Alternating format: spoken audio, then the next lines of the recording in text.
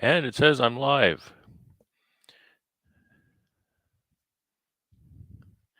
Thank you, everybody who's connected up for this evening.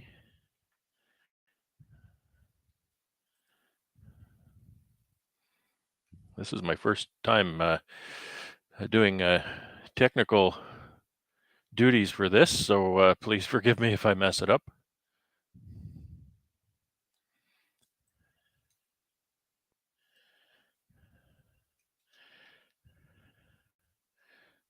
Hey, Bob. Hey, Melanie. Randy. Norm. Hey, Norm. Jason, how you doing? Jason.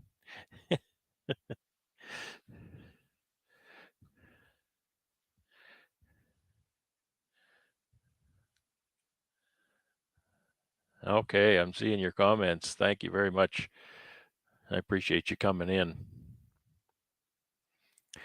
So as you see by the title and the theme of the evening, I have my friend Ian Steppler on this evening, and I have a couple of other guests too that we will bring in during the evening. We've got Ian for about an hour or so, and there's kind of a theme that I'd like to speak to him about, and then we can discuss that, throw in your questions. Because of our limited time, and you know how beekeepers are, we could talk for 5 or 6 hours. So I'm sure we won't cover everything that's being asked, but we'll try and get everything in that is possible. So I'm going to bring our guest of honor in now. There he is drinking his Timmy's. Good evening. Ladies and gentlemen, the man, the myth, the legend, Mr. Ian Steppler. Love your backdrop. That's kind of a mild hint of looking at winter right now. That's the shot across the bow in October. Yeah. That's the one that says, get your oxalic acid done because this is coming. Yeah, I was walking up to the house thinking to myself earlier before the sun went down, looking at the snowbanks, just thinking, man, we are in an ice box. Literally an ice box right now. So cold today. It's the planet of Hoth right now. Boy. It's the planet of Hoth. It's minus 30 right now by my gauge here. They say a little bit of a warm up this coming week, so that'll be really nice. It must have been cold because we had 5 waterers freeze on us last night, and I spent most of the day thawing them out. And I'm not sure. Well, it's been cold this winter. I mean, this hasn't been the coldest, I don't think, but this is the most trouble we had with the waterers. So maybe the frost is just starting to go further and further down now because they are froze about 4 feet under. Yeah, that might be it, because I remember before Christmas is very cold. It was easily minus 35, in there. So we did have some cold weather. And lots of snow, in the middle of January, it warmed right up. It was not very cold at all. You have lots of snow? The snow cover here isn't that great. It's a moderate amount. Okay, we have at least a foot stuck to the fields, so we don't have any bare ground right now, which is kind of good in a way. It is what it is. It's going to provide some moisture for the dugouts and the creeks, and maybe some, if it melts properly, it'll give some moisture for the crops coming up. So it should be good for the guys wintering outside, because it looks like the colonies are nicely encased in those little igloos. You know what I mean? Yeah, I feel that's key. Cover them up. I advise people, wintering outdoors, hobbyists and whatnot. I tell them, as soon as you've got enough snow, get out there with your shovel and cover those things up. Get them covered with snow. Get them, protected from that wind and insulated in that igloo. And they literally melt out that igloo under the snow, and they've got a nice little cavity to hole up in. Yeah, his bee yard looks like it had my neighbor, I won't say, but he went out it looked like he was going out just to check, just out of curiosity probably. And it looked like he was up to his knees walking over there, up to the snow. So the yard, how they're sheltered, they just kind of nicely drift in. So I think they're going to be in good shape this year. Yeah. Right on. Hey, Walker, thank you very much. Oh, very generous, Bob. So the theme that I kind of wanted to talk about this evening, at least a bit, is I know I've seen your presentation on your nuke battery, and I think that's brilliant. I think it's brilliant management.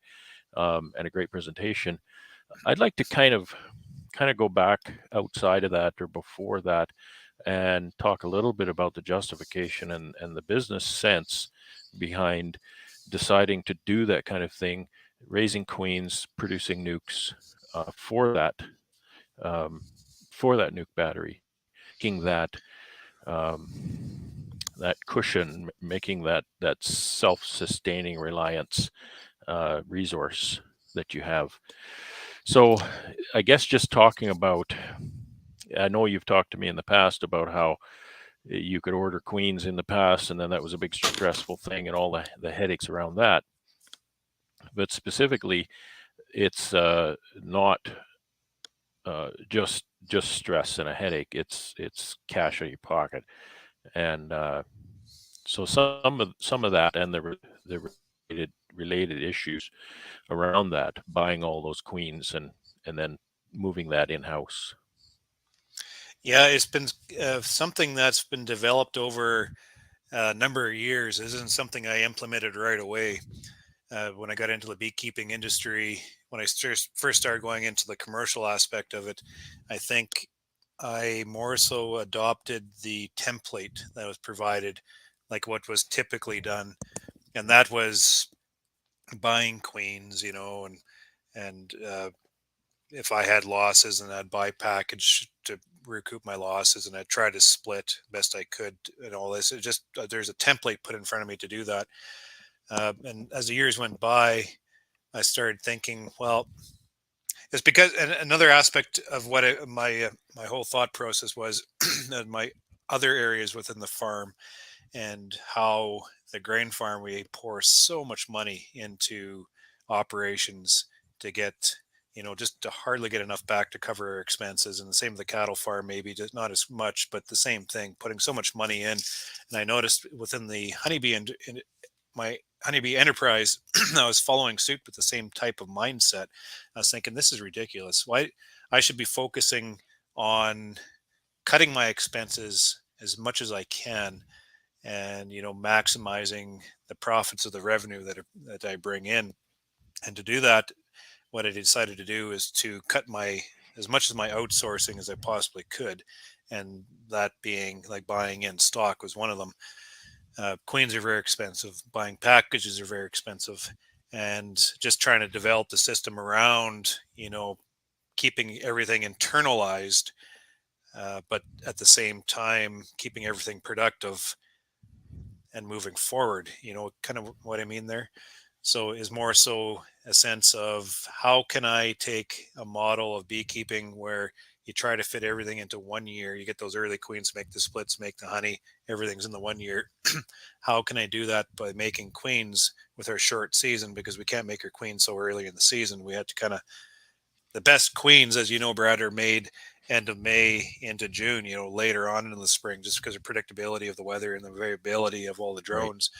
But you make a split that late, and then it just ends up you're not making any honey off that, right? So I've tried to model everything. I kicked the 1 year and I turned it into a 2 year cycle, and it allowed me to completely uh, quit buying queens, and provided the ability for me to stock up my apiary with a lot of nukes. They call it my battery, and I use it for my Mm. resource, continual resource throughout the entire year. So if I have a dead spot, fill in that dead spot. Have losses, fill in the losses. And the next year comes around. If I have a heavy winter loss, it doesn't matter because I have everything in reserve here ready to take that spot. Or if I have a good year, provides me another stream of income. So yeah, that's kind of the whole mindset on how and why So I developed a system like that. let's get a sense of scale here, percentages, not so much scale. Um, so how many nukes would you then produce compared to how many colonies that you, uh, not the colonies that you have, but everybody kind of has an idea of how many colonies their operation is set out to run. It could be 100, it could be 1,000, it could be two. So what I've observed of your number is 17, 1800 is kind of where you're comfortable. Would that be fair to say? Yeah, so when I run the math on it, it looks like, and when I draw it out on my PowerPoint presentation, it becomes very obvious on how many uh, um, nukes I do make in a season. It doesn't feel like that at the time, but I'm putting at least, if let's say let's use 1,000 hives for an easy math, it'd be 300 that I'm putting into reserve going into winter. But I'm using nukes all the way through the season at the same time to fill in losses. So I'm probably making half of my hives in nukes every year, and that turns my queen stock over like 50% every year. So it keeps my operation youthful. Trying to focus on the prime That's so age of my important. queens. And that number, I'm not sure. Yeah, Maybe I you think could I think let that's me know that's what that number is. underappreciated. Yeah, Yeah. Um, so, and then that will give you in a good year stock that you can sell. yeah. If you're making Sometimes, yeah. 50%, you have a good year, not that many losses, and then in the spring you can sell some of that. Or in a bad year, then you just use all that up for yourself and continue on. Yeah, it all depends on how I want to fulfill my cycle. Um, if I were to do it the way that I prescribed it, I'd be taking all those nukes and cycling them all into my operation. So then I have a very youthful stock and then cycle out the old and turn them into nukes. And that should happen very fluidly. And that's the way I have it prescribed. But every spring, it's so hard because you have all these hives that come out in winter in terrific shape and you don't want to call any back because it looks like they're going to make you money. And then you have all these nukes sitting there that you're going to cycle in, but you're like, I'm going to sell those instead. So I end up selling maybe a little bit more than I should every spring. Those nukes are my best bees, and I just I'm having a hard time. The dollar figure is just overwhelming sometimes, right? Yeah. Am I coming through? Am I choppy? Yeah, yeah, yeah, I know they're good bees personally.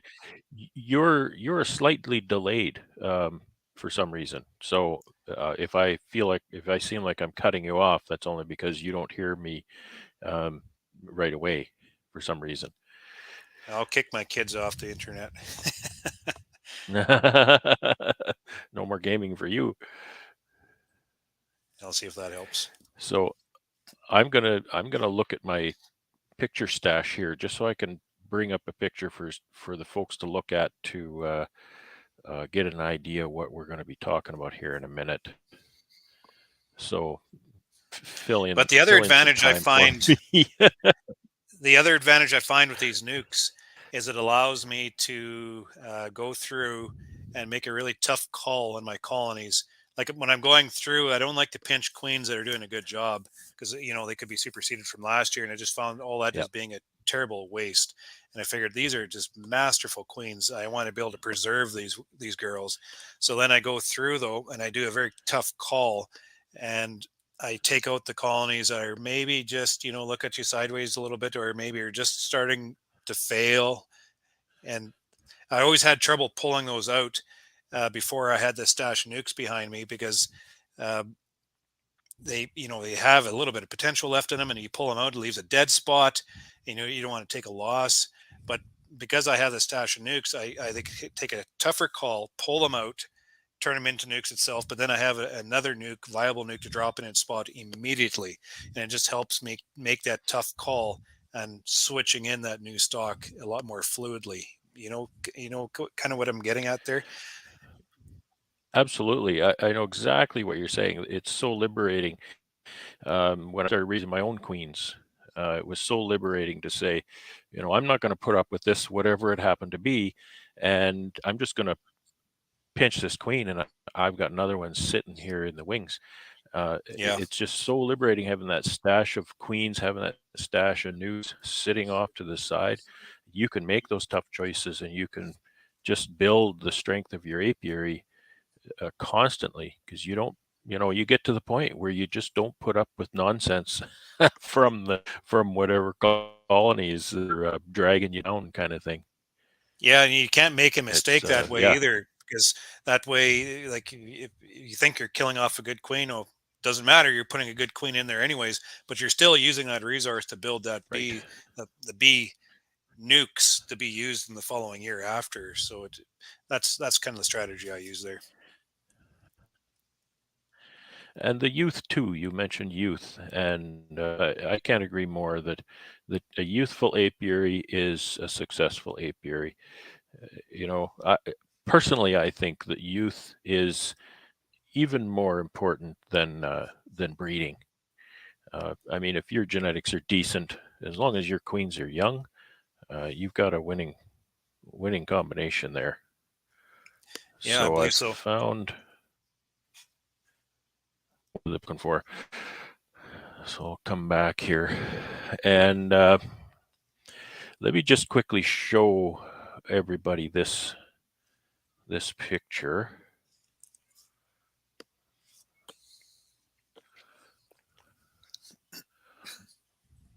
Okay, so this is kind of what we're talking about. And Ian started using this equipment, and I started using it too. And you may have seen this on the Friday night on Charlie's channel. This is the 6-frame nukes on the bottom here, sitting on a common. I'm not going to say a common bottom board because there are three separate units. Uh, we've got 3 colonies. We've got a queen excluder over all 3, and then 2 honey boxes. You don't have to use 10-frame deep honey boxes. Use whatever you want.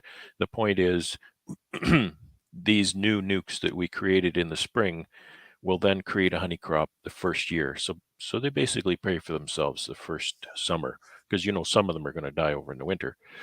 And the other nicety is they don't need any special equipment above the queen excluder. Okay. Yeah, it's a neat trick. Talking to some guys, it doesn't always work in all places. I think one thing we have an advantage here is a real nice, strong honey flow when we're just developing out these nukes, and we add that space up on top so they share the space. The bees get along very well together because I think they're distracted by that honey crop. Some places, I think guys are telling me that they have trouble with the mergery like that, and they have queens die when they're trying to merge them together. And I think the common thread is between the people that have trouble is that they're not doing it during a time of prosperity. And I think it's, little, the bees are maybe a little crankier doing it this way. So if the conditions are right, this is an absolutely brilliant way of raising nukes because it completely takes care of all your summer maintenance issues because you put those boxes up on top and they take all the nectar. So it's a nice little trick. Yeah, and you're right. You're right to point that out. That this is you've got to take everything in a context. The farther out you move from the geographic location where this works, the more variables you're going to deal with. So Mhm. tread carefully. Don't just But take everything as gospel. a lot of guys do use it, and a lot of guys are seeing a lot of success from it. One thing I notice some people don't understand is the time period and when we're doing this. We're making our nukes and we're keeping them in tight spaces, and then we're getting a tremendous amount of work out of them because we're keeping them tight, and they grow out and they move up really quick, as opposed to you having a bigger box. They grow out before they move up and give you the work. But the way we can get away with that is because we're using very young queens. Queens have Hmm. been mated pretty much around that magical timeline around the solstice, right? And by the time they fully develop themselves and mature in a sense or peak, they're already on the backside of summer and they're preparing for winter already. So swarming typically isn't an issue because they are very, very young queens. Try putting an old queen in there and do that. No, She's out. Yeah, yeah, not she's even a gone. second chance. I'm glad you made that point. I was about to bring that up. That the method is make the nuke in the 6-frame, run it through the summer in that, keep it tight for the winter, bring it out in the spring, then give her more space because it's the second summer, the second season. She's going to swarm, not the first. Generally, Yeah, anything and can she happen, comes I out of suppose. But winter. She just explodes. I mean, yeah, it's like you have this queen fully developed and you just kind of held tight. Like you're restricting her laying so you're not wearing her out. And she's just nicely developed, a nice little colony, come out of winter and they just explode. I get more production off those second year queens than anything else. It's quite amazing. I was amazed when I started doing that how much honey those little nukes will make in my yard. Yeah. one little 6-frame nuke making 2 10-frame deeps of honey. And I mean, Yeah. they don't all do that, but they'll make one. Yeah, last year I was a little bit shy in the honey production just because everything was so late, and I built everything out in standard deep boxes. So they by the time they're done working out, when they moved up, the honey flow was gone already. But the other years, when I can time it properly a little bit sooner, and maybe get the benefit of, excuse me, get a benefit of a later canola flow coming through and a nice timely rain, man, I'm harvesting 4 boxes, 8 boxes off a stack. Is just incredible how much you can come So off. those nukes they've done their job. They paid for themselves right Oh, there. and to boot for Yeah, sure. yeah. Yeah, and that's exactly the point. We're saving the cost on the queens by making the queens, so we're not outsourcing that, but at the same time covering the cost of making those queens with the honey, and then the possibility of getting extra money on top of that. So it's paying you to bring those queens in. Yeah. So before we dive into Russell's comment here or question, um, talking about production, then I know you basically tear down a yard to make your nukes. Then what's your expectation of that yard? Generally, a bit of a subdued expectation for production there. Uh, just pass that by me again. Sorry. Well, the mother colonies I'm talking about. So you just take those right apart and don't expect Oh, anything about out of yeah. those for production. Yeah, so I do things in almost, so you look at it 2 stages. I'll go through the entire operation and I'll call out anything that I think is failing, and it's just a complete pinch off the queen, and then all those bees are used for the nukes. So it's a complete shift Right, over. But if right. I don't have enough nukes, we'll go into a yard and we'll knock them down. And typically I leave the old queen there with maybe just a scrap frame, a brood, and then catch all the drifters coming in. And typically they will build their colony back, and then I put them through winter just for the hell of it. But yeah, sometimes I can get some production off those colonies yet too. It's amazing what you can do with bees in certain times of year, when there is no robbing going on. You can split a colony, like let's say a 10 frame uh, deep, like a single box. Let's say there's 4 frames of brood in there or whatever. So you go in and you completely knock them down, take 2 nukes out. So you're taking all the brood, like 4 frames out, and just leave them in there with a scrap frame of brood just to stick, and the queen just to stick the bees and all those foragers coming back. And you wouldn't think that there'd be enough in there for them to do anything. You think they'd fall apart because you just gutted their entire resource base. Mm, But it's almost like they go into panic mode. As long as you have enough bees in there, enough bees to cover a frame and a yeah. half, or maybe even 2, they go in panic mode and they just put it all in. And they'll flip that around sometimes, and you'll come back in a month and a half, and they'll just be a fantastic little colony going Has on a there lot to still. do with the weather, the temperatures too. I've noticed that if Yeah. they've got the warm temperatures, they're just going like crazy. That queen doesn't care. She just lays up as hard as she can go. Yeah, it's almost like they go all for broke. And sometimes, I tip the balance. I don't have enough bees in there and they just fall apart. But, most of the time we can just keep enough going in there that you can harvest all those bees into nukes and just have them just recover completely. It's a lot of fun. And that's why I keep them going like that, because I just like to see their ability. You have pollen That's my coming in and favorite you have part the too. warmth and all the conditions. So you're just bringing out the brilliance within the bees, and then just let them make you money. So we'll address Russ's question, and then I'm going to bring in a guest. Since the queen is restricted, she is still good for the next year. Also, do you then replace the queen at that point? Don't quite understand the question. So the I queen is typically look at restricted in the, the 6-framer all summer and all winter. So then you'll run that queen, assuming it's a healthy colony, through that second season in a full yeah, 10-frame unit.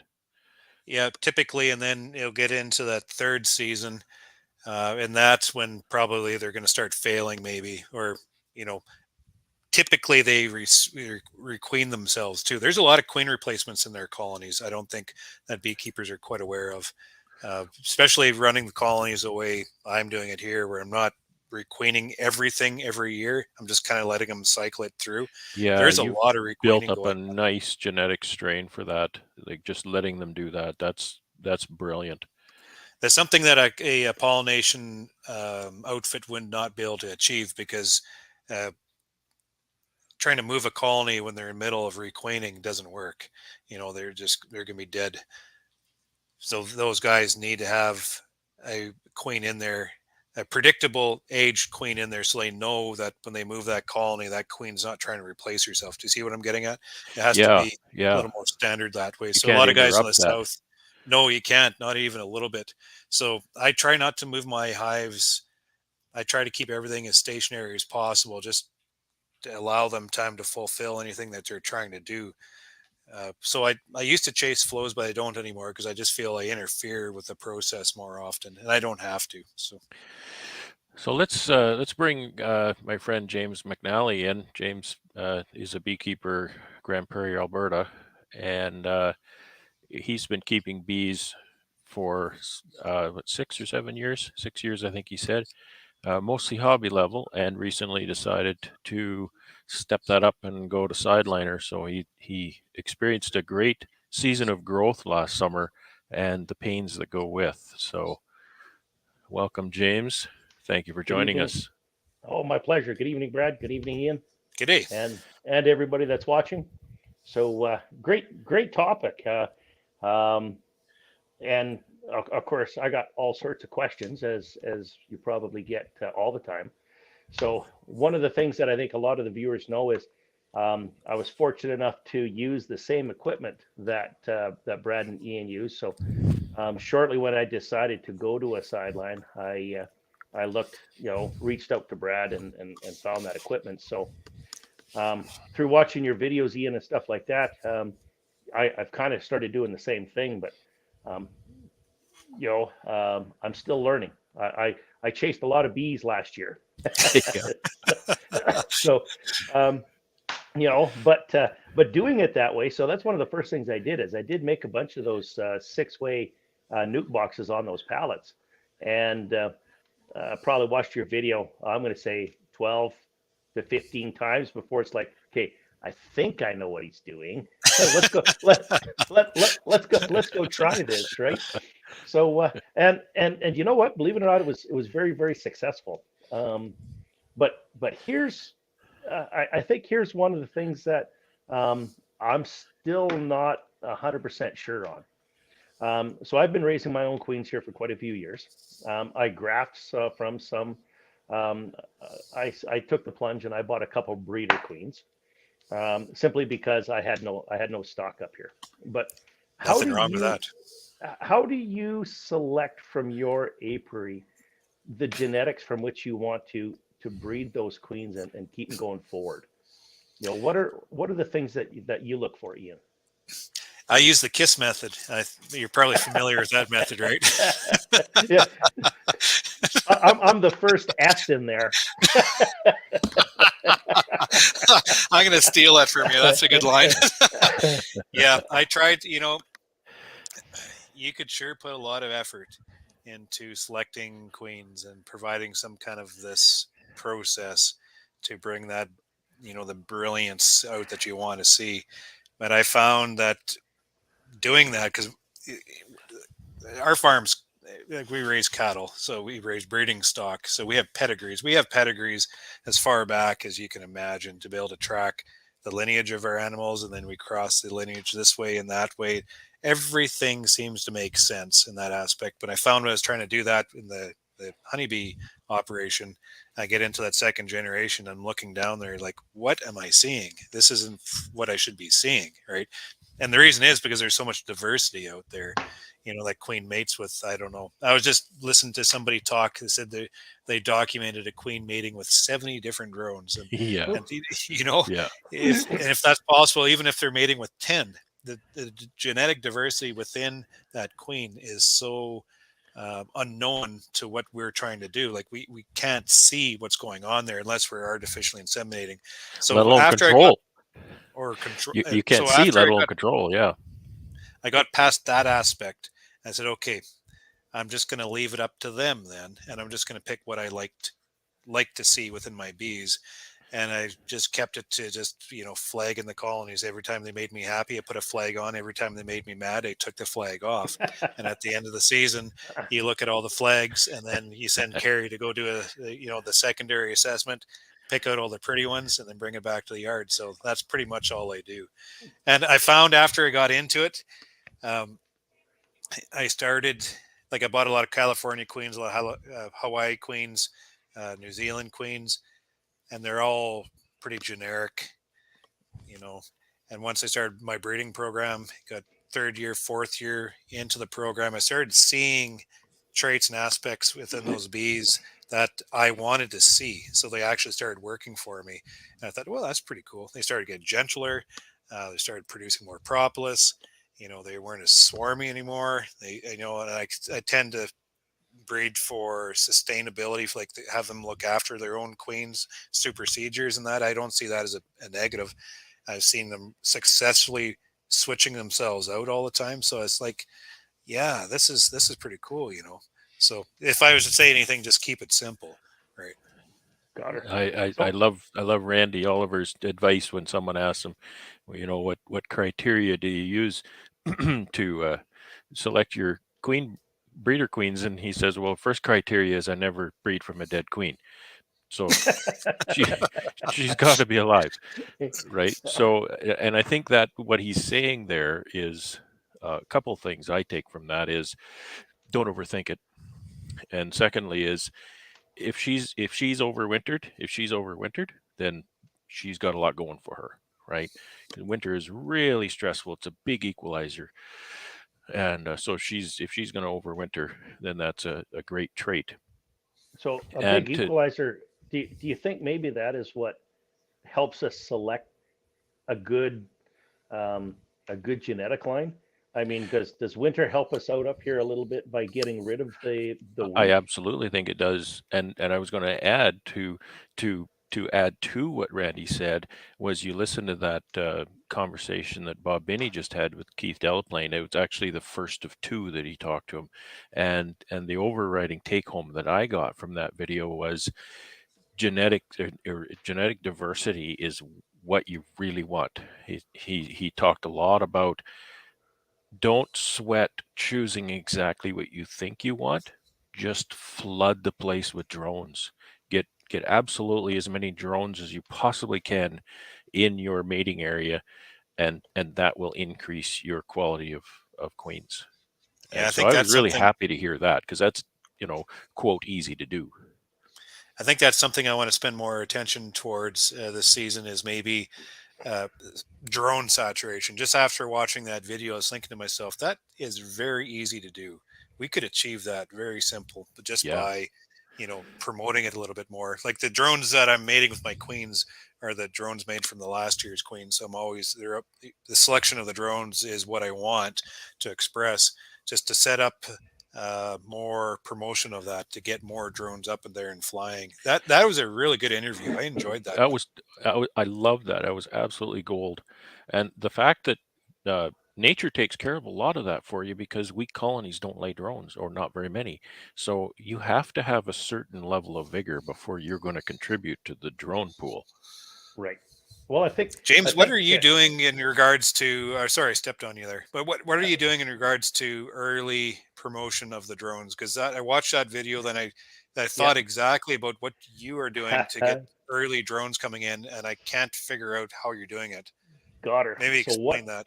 So what I'm doing is, as a hobbyist, I made heaters. I made hive heaters when I had, 4, 5, 6, 6 colonies. And in one of those colonies, this will be I guess I'm going on my third year of doing this. So one of those colonies, I got half drone cone in there. I literally dropped half of those bottom 10 frames in there. They're all drone cone.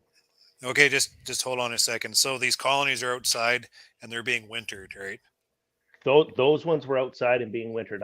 This is the Yeah. first year where I brought those colonies inside now.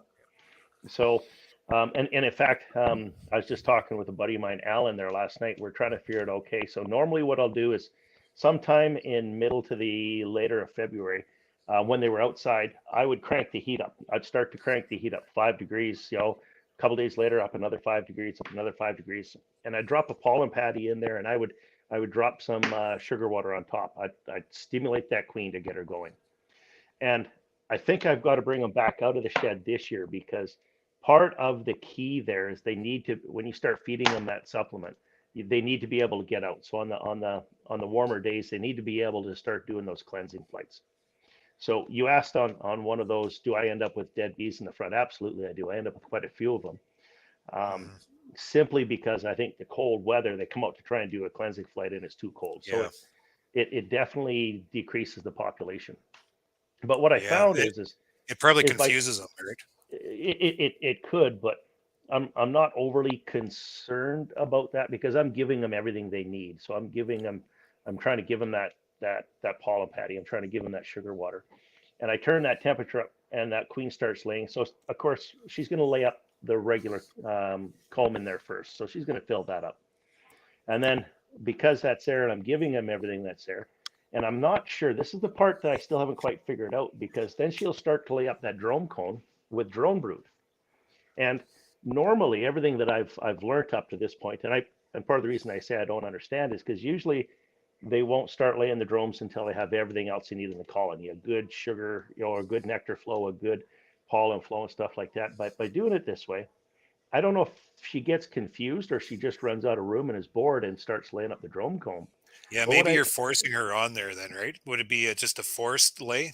It could very well be. And like I said, I've only been doing this for a couple of years, so I'm still trying to understand it. But the next thing you know, she will have 2 or 3 or 4 of those drone combs laid up with drone. And what I'm finding though is, and I think I got to change the number of drone cones in there. I think I have too many drone cones, because what ends up happening is there's always 1 or 2 of those drone cones that end up getting cannibalized, if you will.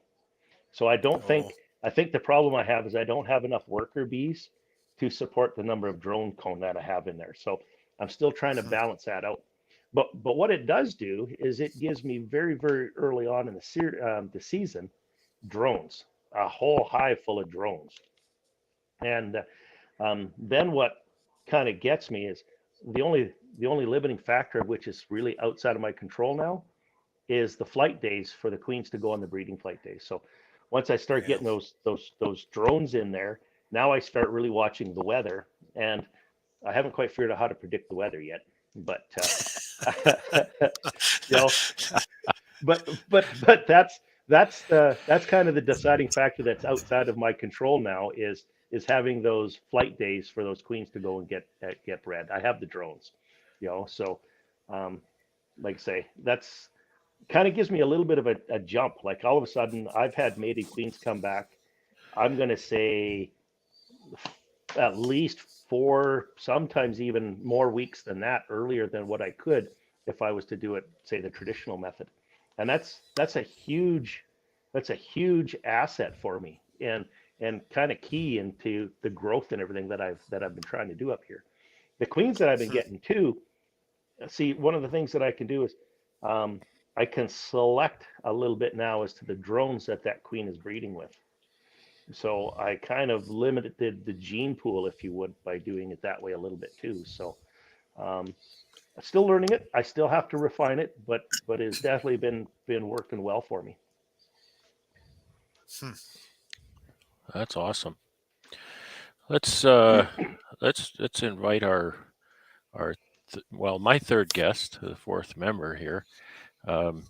Jared is local to me, and I've been trying to mentor him. I don't know if that's if he has a very good mentor, but anyway, we've become pretty good friends.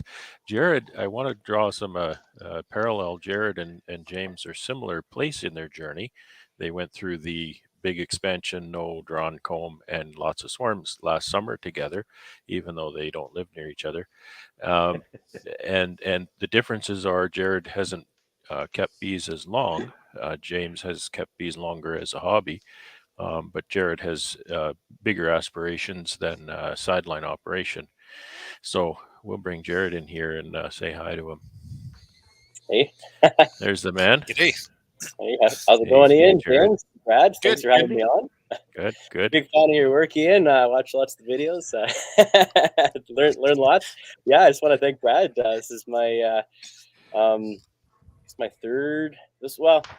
My wife did it for a couple years, and I was kind of forced into it. I hated anything that flew before that, but I was getting too big, and she needed some help lifting them. So, so I was kind of standing back, trying not to get stung in the face, moving hives, and after I got past that, I was like, "This isn't so bad. I kind of like this. Right? It's pretty relaxing." So, then I really got into it. So we've been upping it a fair bit the last couple of years. We wintered with nucs and hives 120. And I got big aspirations to try and grow pretty big. So I'm Brad's official apprentice. So I'm learning lots from Brad, talking to him every day. I'm taking that official role. I know Brad's probably helping everybody because he's such a friendly guy and he's very, very knowledgeable and picking. He seems to know. I'll ask him something and he'll say, well, you could try this, you could try this. And Ian says this and so says, and he seems to know what all the big guys will say, right? So I get Ian in trouble. I didn't put this together before, but I realized that we're the two-way pallet club is what we are. Oh, there you go. Because we're all exclusive. Yeah, I got me hooked in those last year too. So I had big ambitions to grow super big last year. So of course I dropped a lot of money when plywood was at historical high prices, thinking I was going to build all these. And I built them, but I didn't need them all. I've got enough for a lot of growth yet. So. Well, that's good. Yeah, you'll have it for next year. Yeah. Oh, yeah, that is good because one of the big gotchas is planning big expansion, being good at raising bees, and not having enough equipment. So well, I was going to say absolutely. You've got equipment. That's what you're in good shape. Well, I've got bottom boards and top boards, and I've got lots of foundation. So got to figure out how to draw out the foundation fast. But there's only one way to do that.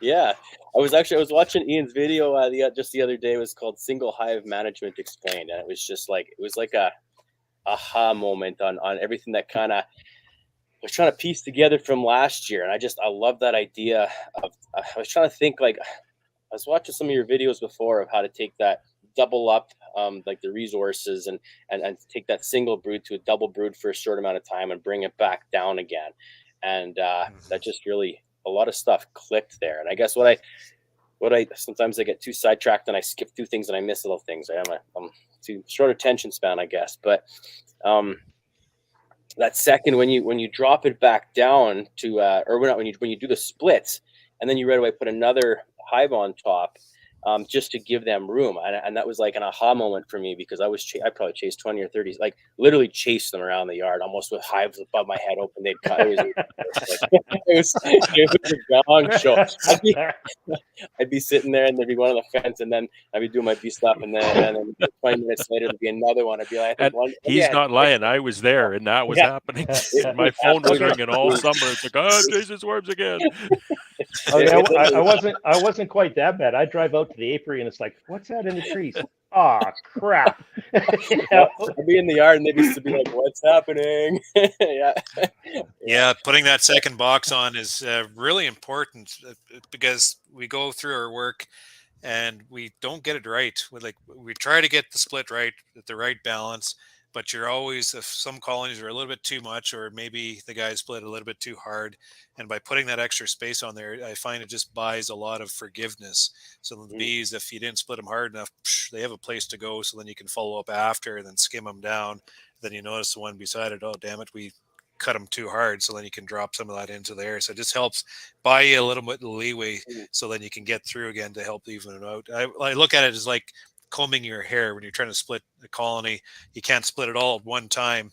It's just like my daughter trying to get that comb through her hair. She screams and yells and you never get through. But if you go through multiple times, you can comb the hair out quite nicely. And that's what we do with the bees, just go through, and then just send them into that honey flow, just like that. So, yeah.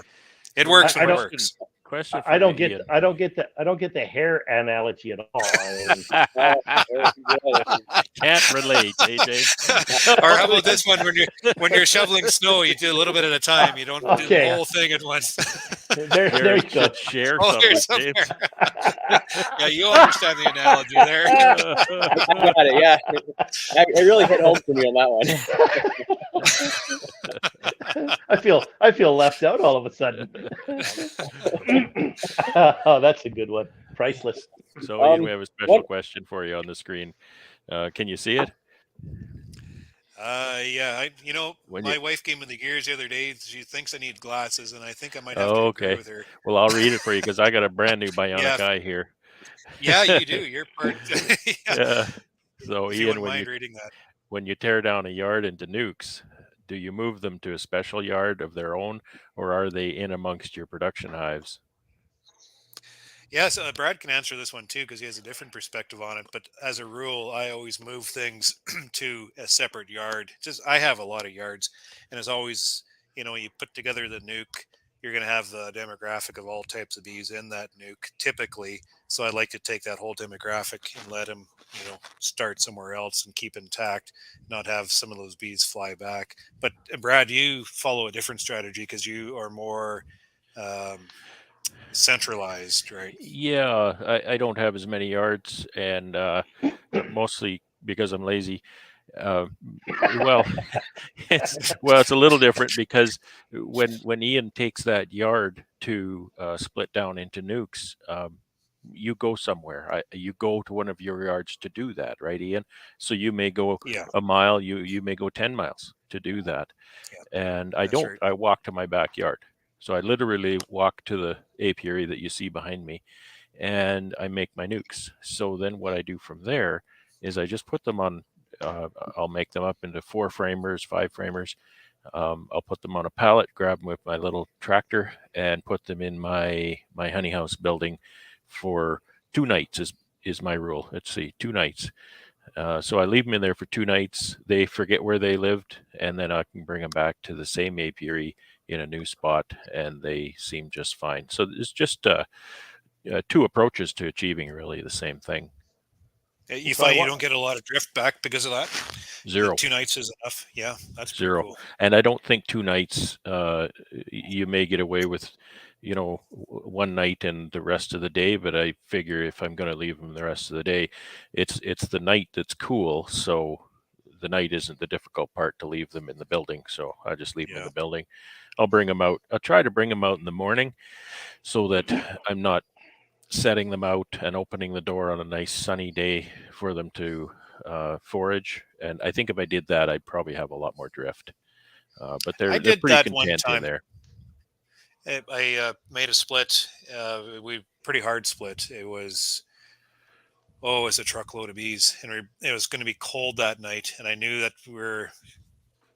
because we split fairly hard, there wasn't as many bees. I thought, oh, if they tighten up, I don't want to sacrifice all this brood. So I parked the truck up to the honey house, and I moved all the bees into the hot room, set them down, dropped their cells in that night, and then let the cells hatch out. And I think we left them another 2 days just to familiarize themselves and moved them back out to the yard. And that worked really well. Just a lot of moving and stuff, but that worked. But you use mated queens when you do that, eh? I well, either mated queens or my virgin queens, depending on what I'm doing.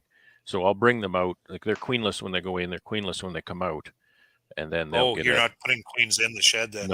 no. I Oh, don't. I see. Well, I have, but I don't release them. I'll put a caged queen in perhaps, but of course I don't release them until they're in their final I resting see. place, as it were, because I don't like to move them around once that newly emerged queen is out. Um, I missed that on your video because I remember you doing it, and I thought you released your queens in the shed. yeah, Yeah, no, I didn't. maybe I missed that. Yeah, that's the I didn't problem with even these open the videos, candy Dave. door. Sometimes you watch a video and you only get half the story that's actually going on, right? Yeah, It's all perspective. yeah, there's, yeah. I was you know, butting over that to see, how am I going to arrange this? Because I had never made 100 before, and so it's you got to arrange things a little differently when you're doing that, workload wise and everything. So it seemed to work out okay. so that's one of the things that I think actually two things you touched on here. So I'm reading. I finally figured out how to read the comments down below as well as do this. But um, when you split your queens in, or you split your hives, far too often I've had a lot of people ask me the same thing. I'll split my 5-frame, my strong 5-frame hive, I won't split it any more than 2, maybe 3 ways. But there's a lot of comments, and I see some of these coming through here as well. Like when you split yours, how you've got a good video on it, but maybe just kind of recap how you split your hives and why you do it that way. So there's different ways that I go through to make up the nucs, and that's well, one way is allowing the colony to grow itself into a double, and then harvest that second as my surplus, and then sift that into nucs.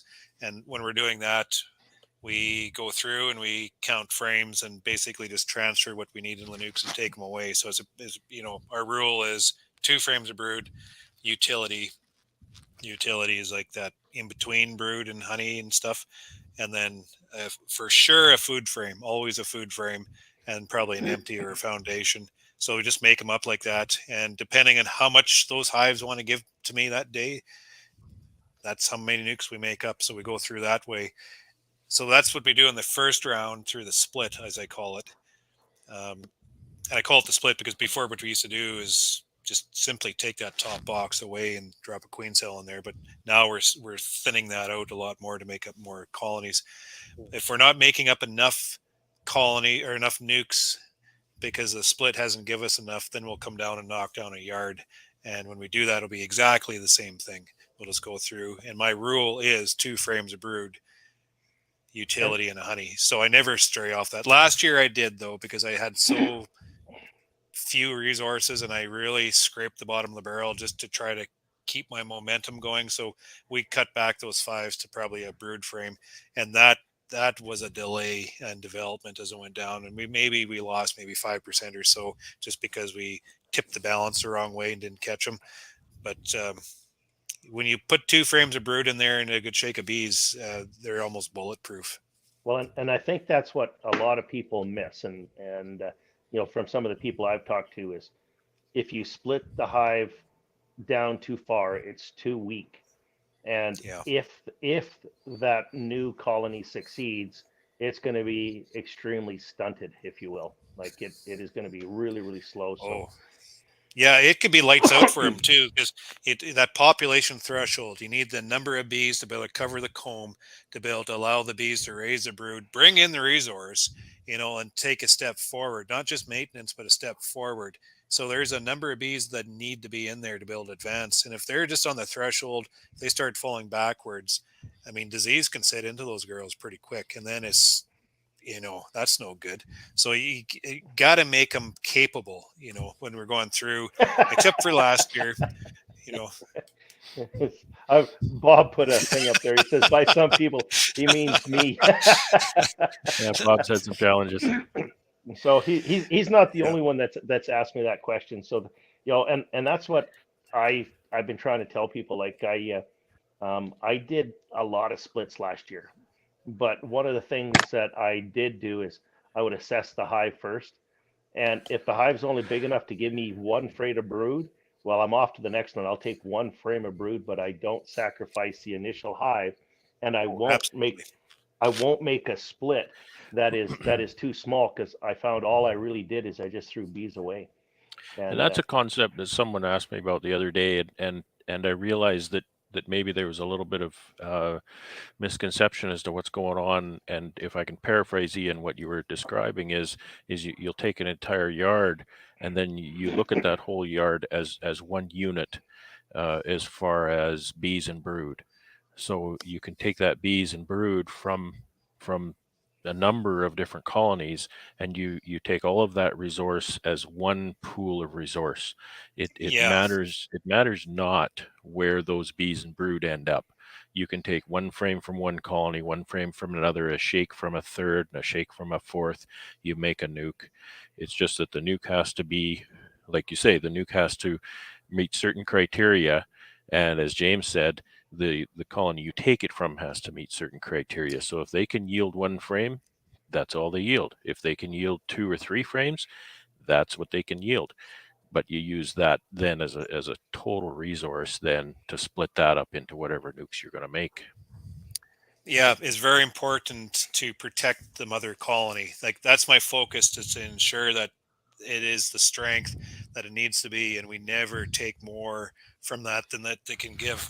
Like the old saying is, you never touch the pool of capital, right? You never interfere with the mother colony itself, because that's the one generating the extra bees, going to generate the honey crop, going to get you through the next winter. So you got to protect that colony. And I call it surplus now. So all that extra strength is what we take and skim into these nucs. Yeah, it's very important. So when we're going through the yard, we're even taking the surplus and we go into the next colony that is still, graded as being good, just small, and we'll boost them with that strength. So it's just a matter of going through. And by the time we're done that yard, every colony should be the same strength. We work pretty quick though. So, we're this way and that way. So the next time we come through, we equalize it a little bit more. So we go through the split and then we come through after with a couple equalization rounds. Got it. I'll just And quickly answer Randy's question. Yes, when I move those nucs after I make splits, move them into my building for 2 nights, yes, the doors are closed. You just need to really be sure they're ventilated and cooled. That's the biggest danger there, because they get hot pretty easy and they can overheat and die.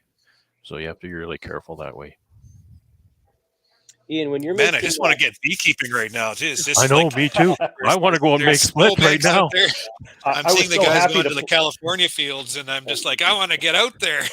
I was happy to get in -31. some bees when I was down at the Hive Life conference. It's like I never realized how much I missed this.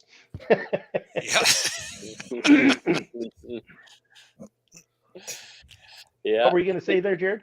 I was gonna say I've heard people refer and talk about like making fall nucs and saying, once I'm kind of getting ready to finish up my like honey pull and stuff like that, and you're knocking everything down, you got these surplus bees. I've heard people refer to like making fall nucs. Is that something that you do, or are your nucs all like predominantly in the beginning of the year, and you're just like, how do you deal with all those bees that are like when you knock everything down once you're kind of getting to the end there? Yeah, there's an opportunity there. Brad can maybe talk about it a little bit too.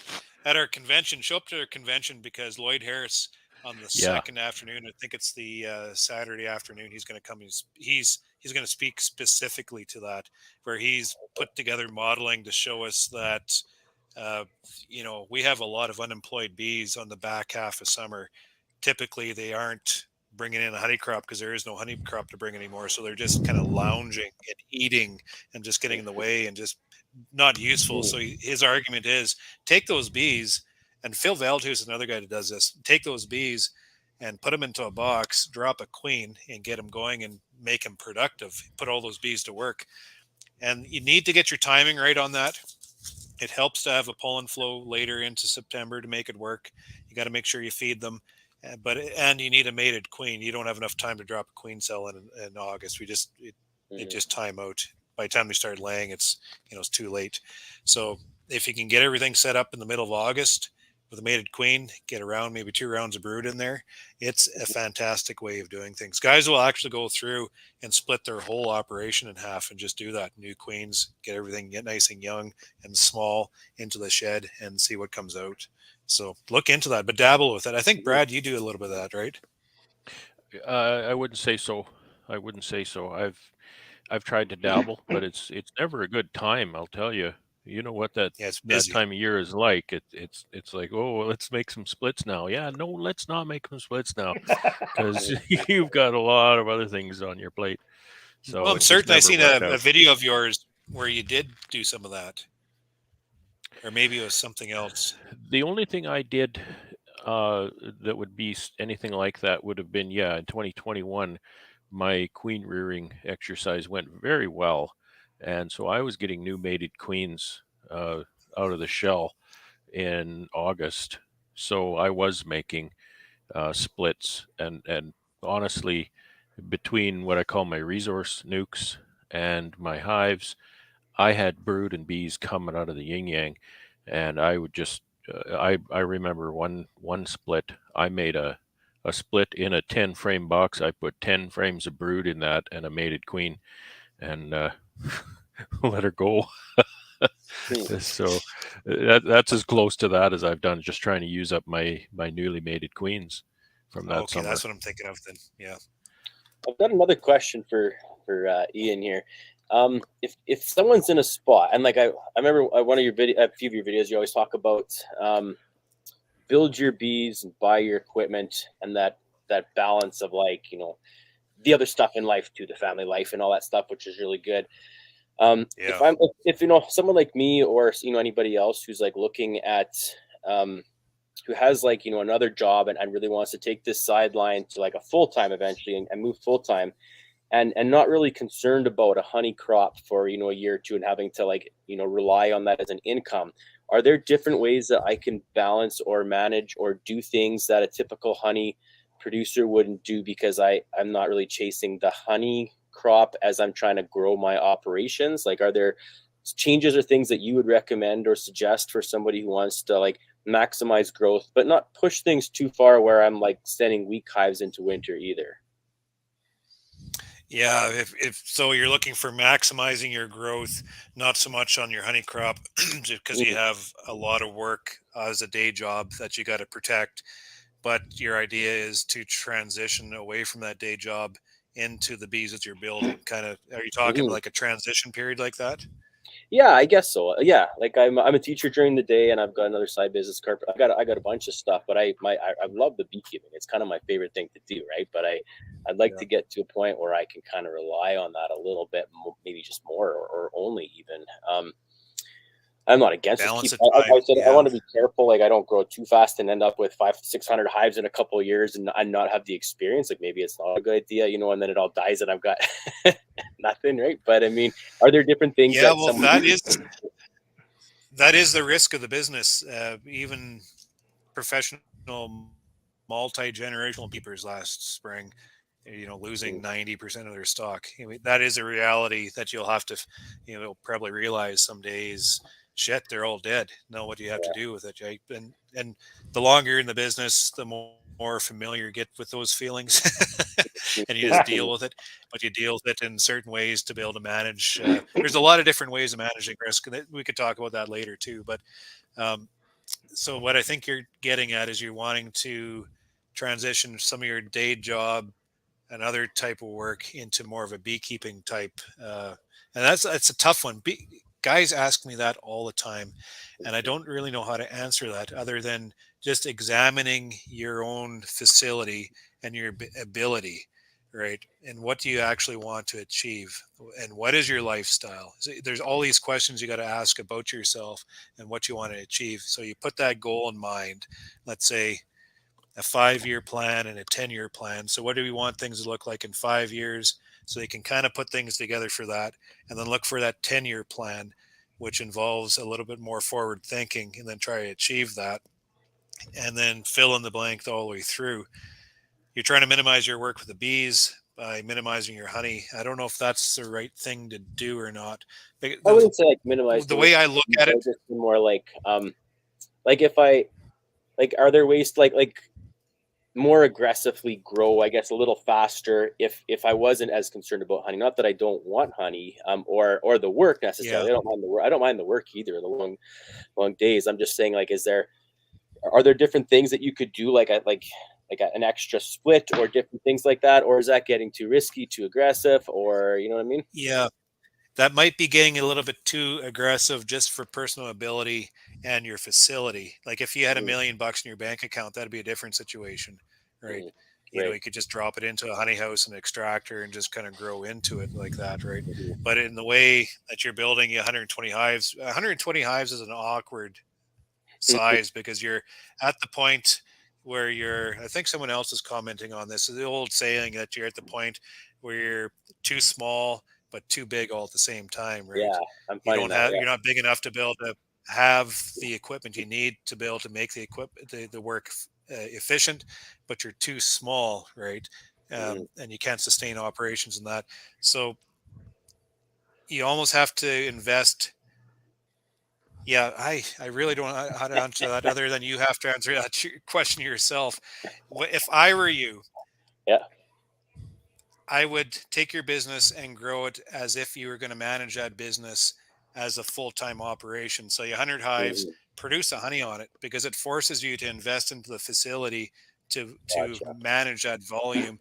And then when you do get 500 hives, you're going to all the way along to be able to get to that. You're going to be buying the equipment, the boxes, you're going to be buying in the facility because you realize, shit, this little shed doesn't work anymore. You need the facility, you buy in the extractor, you buy the truck, you buy the hired work in. And by doing that, it forces you to stay small but grow all at the same time. And it'll just provide a more of a natural transition for you, because then you become too busy, and then you're going to have to start dropping something. It's not going to be the bees, so maybe it's going to be the carpentry work. So you drop that just to grow yourself a little bit more naturally like that. I don't know if that helps. No, that's good. Whenever guys ask me questions like this, I just try to bring the conversation back to the person, saying, what is your ability? What is your ambition? What's your lifestyle? What does your wife expect from you? All these questions are important, right? Yeah, that's it. So to add to that, Jared, one of the things that as Ian, maybe not so much Ian, but Brad can tell you, I'm very much a numbers guy. I will look at things, I will plan things out, I will crunch the numbers 4 ways to Sunday, and then I'll go out and do something. And you know what? I'm going to give you a prime example. So I started my sideline business last January. So just over a year ago, I decided, okay, you know what? I've been mucking around as a hobbyist long enough. I'm going to do this as a sideline. And there's a video on my page, and it's like, okay, here's my goals. Here's my goal for the next year. So I wanted to go into the winter that we're sitting in here right now. My goal was 25 hives. I want to take my 15 and I want to grow this to 25. So I'm way too conservative is one thing I found. So, but that's not a bad thing, especially when you're talking about finances and bees. Be ready with the equipment. I wasn't ready last year. I thought I was, and I didn't have nearly enough equipment. I grew way more than I thought I could, way faster than I thought I could. Now, the proof is going to be in the pudding when I bring the bees out of the winter shed. But don't be afraid to challenge yourself, and don't make sure that you're ready just in case it goes. So I ended up putting 78 hives in the shed there this past fall, and I'm where I wanted to be on my year 2 business plan. So from my point of view, make sure that you put a good business plan together. Make sure you have some good goals there. Make sure your goals are obtainable. But what I found is I was way too predictable. I rather than saying, okay, for example, my goal coming out of the shed on year 1, according to my business plan, because it's the first time I've ever put bees in the barn, I'm like, okay, everybody says they got on average 10%. I allotted for 30% loss. I sure hope I don't have 30% loss with 78 hives, but it might be the reality, and be ready for it. Right. Sure. So. Okay. No, that's good. That's all good advice for sure. I'll have to come on in like 2 or 3 years if I'm still doing this, and then see where I'm at, and answer the question for anyone else who was in my spot a few years ago. I hope it's not 2 or 3 years before you come on again.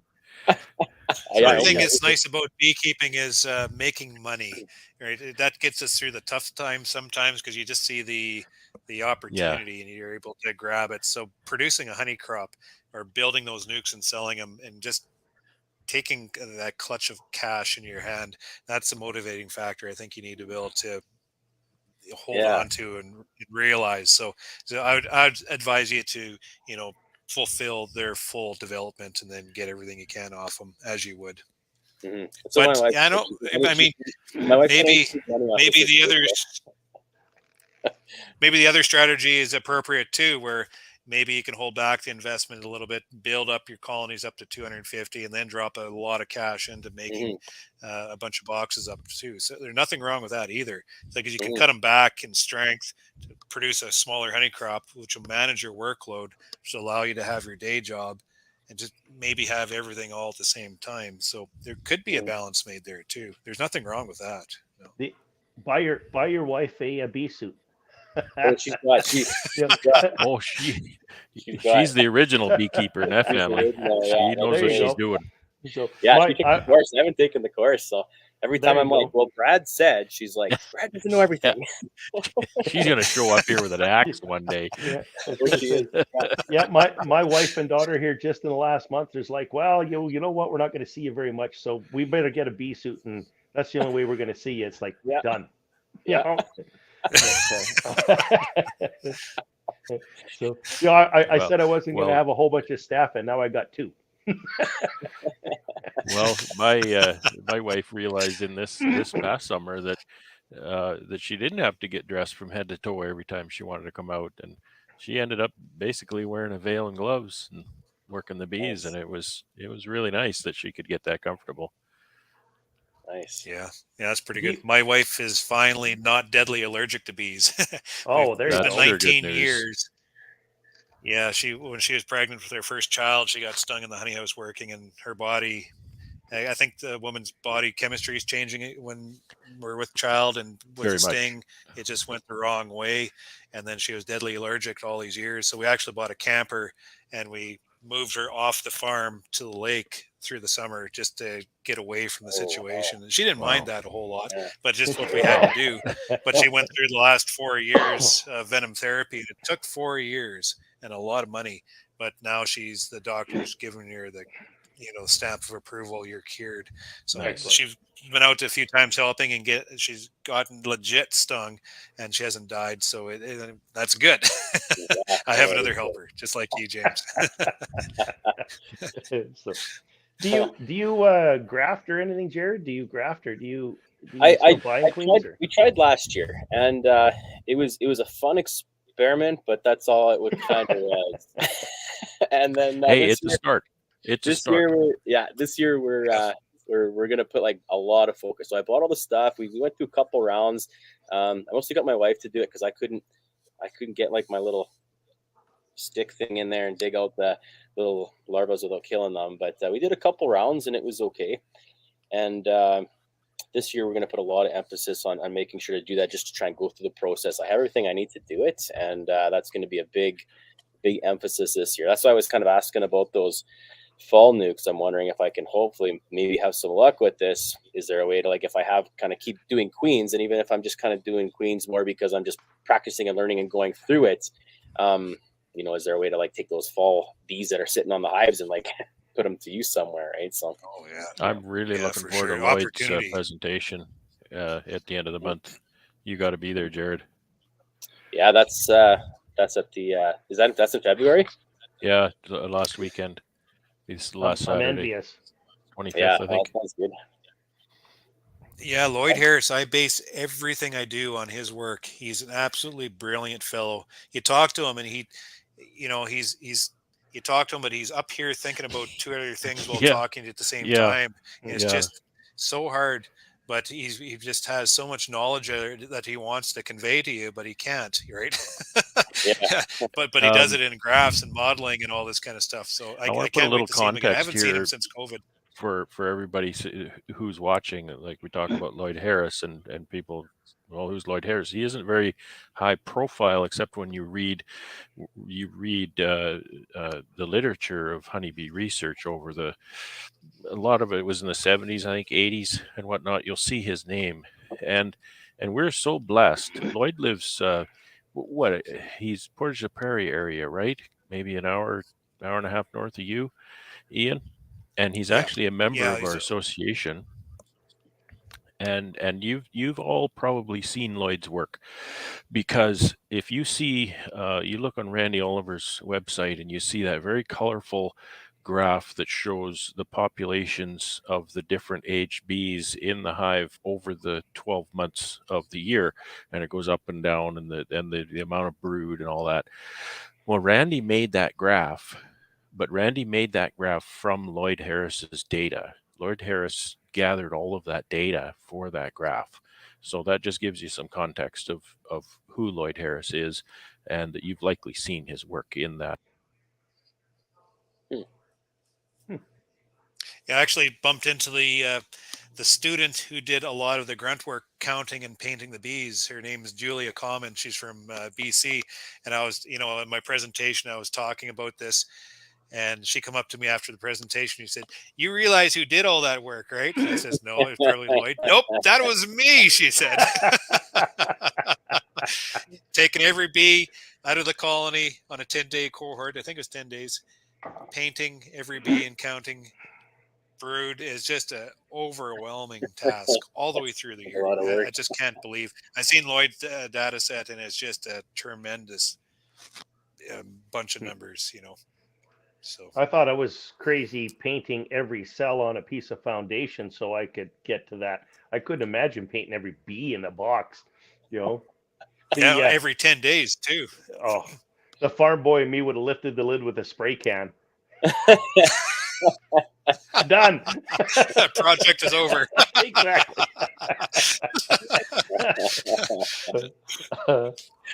Oh boy. Yeah. Oh, excellent. And you use all cells pretty much, correct, Ian? I do now. Yeah, I started. You could I almost give away my eyesight's maybe not as good as maybe it could, so I can't do grafting as well. So I've kind of taken that whole bit of work and given it to Carrie, and she's really good at that. So I've been able to keep everything in house. But I was buying cells to begin with, and mated queens. Nothing wrong with that either. If you can't find the time to do it, or if you don't have the ability to do it, just outsource it to somebody like Brad. There's guys to do that kind of work for you, and there's nothing wrong with that at all. Just by doing it yourself and incorporating it into your operation gives you that another layer to the beekeeping world, and it just helps you put all these things together, because now that you're having to control all these conditions to make it all work, is things start adding up in your head, and then you start beekeeping different because of it, because now you start understanding what's going on, because you see what's going on, right? So I would suggest you try it, but if you can't, just let someone else do it for you. But if you're going to have somebody else do it, you probably want it either a reputable source, so you know what you're getting. Have you ever ran into issues where some of the cells or some of the queens you got were I don't want to say no good, but substandard? Yeah, it's a tough one, because I'll sell cells and and I've occasionally mated queens too to beekeepers around, and I like selling to like-minded beekeepers who kind of operate the same way I do, because I find when I sell cells to guys that maybe winter outdoors and in 2 boxes and don't excluders and just do things a little bit differently, they complain a little bit more because the queens aren't doing what they want them to do, because I bred them to do what I want my queens to do. You kind of see what I'm getting at? So it's a tough one. So James is right. You kind of want to find a person or a beekeeper who is like-minded and similar in the way you keep bees. I've got a friend that's she was helping me a bunch last year with bees, and she's taking the bee course right now, and she's going to be helping us a lot this year again. And I said, okay, I don't know a lot about this, so I says, when you're taking the bee course and as you're learning, I says, I'm going to put you in charge, and then you can teach me, because so we'll see how that goes. But I'm kind of outsourcing that part already. Oh, that's good. See how it goes. Outsource perfect. The learning. I like that idea. You go make. I think I've done that already with Brad, because sometimes I'll phone him and say, "This is what I did," and he's like, "What? Why would you do that?" It's trickled down, because I do the same thing to Ian. Sometimes he's, what are you talking about? I can see our org chart already. It's going to be going. Yeah, and there's some circles in there too. Blind leading the blind. Yeah, I know, right? But it's just having these connections like this, though. I mean, all kidding aside, I mean, everybody's pretty much like-minded, but if anybody's trying to think about doing this, get a network. It's priceless. Somebody that poor Brad, I'll text him from time to time. That's probably why Ian will never give me his number, because he's like, I don't want to hear, Brad's already telling you you're nuts. You're, but like that network is really key to having somebody to to bounce things off of, not necessarily look for an answer, but to bounce things off of, to discuss things like, Yeah. these live streams like this, I quite like them because, uh, topic here tonight is, about queen rearing and queens and stuff like that. But there's so many other topics that you morph into that are just Yeah. as important, right? So Yeah. these things are great. Yeah. But one thing I like Yeah. working with Brad is that I think a lot of things like him, because I'll run this idea by him and he'll say, I don't know about that. I tried that 3 years ago. And I used to say, well, I'm going to try it anyways. And it would go exactly how he said it. Right. And I thought I was going to build all these, I do a bunch of woodworking too. And I got a big shop, and I thought I'm going to build all these boxes. And Brad's like, nah, it's not worth it. I've been there, done that. And I'm like, no, I can do it. It's like, yeah, I can do it, but it's kind of overworking for $5 an hour. It's like, I might. We all start making our own boxes. Yeah. Yeah. So, No doubt. We all start. Yeah, it's fun to I start. can build boxes. Then you realize I what you're cut doing down- at some point. I cut down the tree. I cut the wood, planed it, dried it, cut the wood, built the box, painted it, used it right from the start. 1,000 boxes that way, 10,000 frames. And I'll never do that again in my life. It was just You are a but I farmer. didn't have any money. Wow. Right? Yeah. It come from the tree. And those cursed boxes, those are the ones that shrunk. Like they're my blue Yeah. boxes in my videos. We're always cursing at them because they're spruce and they shrunk this way, so they're just a little bit too short all the time. And That's the deal with those. Yeah, they're always cursing every time Carrie gets a chance to burn a blue box. It makes her day. That's awesome. Jared, there's one thing I want to mention to you. Just we're talking a little bit about guidance and networking and that. Yeah, I would say, like I'm an association guy. I'd say the best thing you can do is to build that network is to get involved with the Red River Apiarist Association, just to get a network of those beekeepers.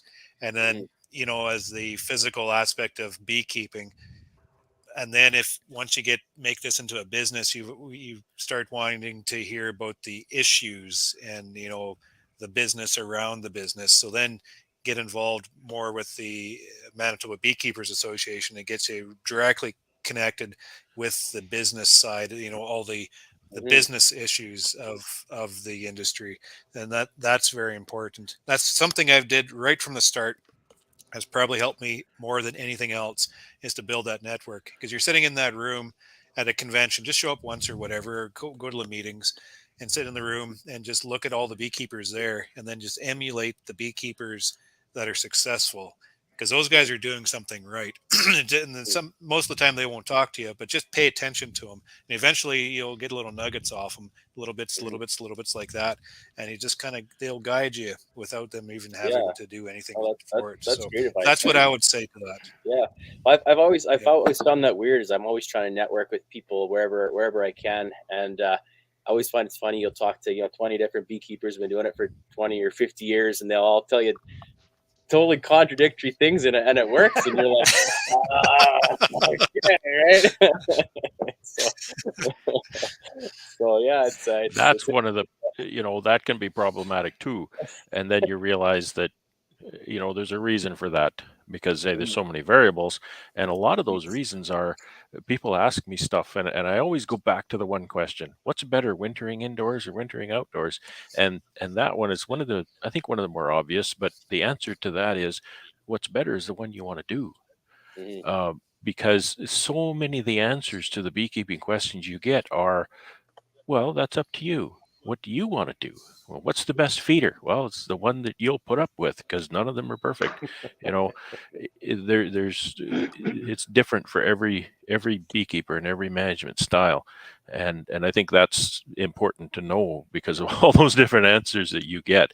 That a lot of it comes down to, what you want to do. Oh, that makes a lot of sense. Yeah, for sure. I got about 5 minutes, Brad. I'm going to step out. I'm just being called to the farm again, but busy time at the farm with all the calves and everything, and the snow. But well, it's been fun. Sure happy to have you. I appreciate your time, and I pull you in here for an hour or so. That's a real treat. Yeah, talking about bees. I mean, Go on. It's fun. What do we like doing more? Yeah. So I go, one last question, guys. What are we gonna throw at Ian before he has to skip? Are you looking from one from the chat or one from us? I'm looking at the chat, but you guys come up with something too. I can't imagine that we've all ran out of things to talk about. Oh, not even close. It's just don't want to overwhelm them either. Right? I had a small, like just a small easy question, maybe a small Okay. easy one. When I was watching this video and I had this eureka moment about the you put the queen excluder on top of your brood box, and then, or no, sorry, when you double up your brood box in the year and you let the queen go up, and you in your video you talked about 2 foundations and then 2 honeys and then 4 empties, and you let the queen in, and then you're shaking all the bees into that kind of cool funnel contraption. How come you could you, or what would be the disadvantage to just putting a queen excluder in there for a couple days, 3 or 4 days, coming back and then saying, oh, there's eggs in this one, queen's here, moving it, and not going through the shakes? Would that not save you time and energy? Or is that because you're just repurposing and mixing them all up anyways? Or how come you don't just say queen's in here? If the queen's up high, why don't you just put her in the bottom, take the bottom one on the pallet and go to the next yard? Yeah, I know guys that do that. Yeah, there's nothing wrong with that. Okay. It involves another trip to the yard. Just, process, just how do you put that process together? So the way I put it together is just you set a task and you just go through everything and get everything done all at once. And I typically at that time of year I have a bunch of school kids that can help me do the shake and everything like that. So it's just the way that I do it. Yeah, nothing wrong with what you said there. Some It guys comes use down smoke, to having trained labor instead Is there of an having advantage to keen shaking? eyes to look in the brood nest. Is there something is there an advantage why you'd want to shake to it just seems I don't know. I was looking at it, seemed like an extra step when you could just take 1 or 2, especially in your middle ones, and be yeah, eggs or no eggs. I think, that's a really good comment you're making, because that's just forms the whole evolution of the reason why we do certain things within the operation. I think as I think back to that point of time, why am I doing it this way? Because I was doing it like you described, and I've switched away from it. And I think the reason why is because weather kept getting in my way. So I have everything all timed out and all planned out, and then weather comes and throws 4 days of rain, and then things just got off balance within the colony. And then, it would still work, but then it wasn't the same. Okay. So I like what I like to do is I like going into the yard fresh, where the yard hasn't been disturbed, sort out my brood, sort out what my split's going to be, push the bees down, excluder, then come back that evening and take it away. So everything can happen within a short period of time. So it's a little bit more of putting the time into it, and I'm going to get exactly what I put into it later that evening. Does that make any sense? Yeah, no, I think so. So you're shaking okay, I see what you're saying. So it's you're coming in at one time and you're just taking boxes, and the bees have kind of almost equalized themselves a little bit, I guess. So okay, I get it. That makes sense. What you're saying is not wrong. It's just it involves timing. So you're going to have to count out the days, and then what is happening to me is I go through 3 or 4 yards and do that, but then weather would throw a wrench into the whole plans, and then it just put things a little bit skewed a bit. And that's not wrong. You can still manage that, but then it just takes a little bit more skill to be able to then sort things the way that you actually wanted them originally. And, we're only talking half a week, so it's not a big deal, but that's the reason why I went that way. Just simplicity. The same as anything else. I follow the KISS method. Keep it simple. Especially when you're having labor. On that note, maybe I'll step out, Brad, but I just stepped on you again. No, that's okay. I think I'm cutting in and out here for some reason. Yeah.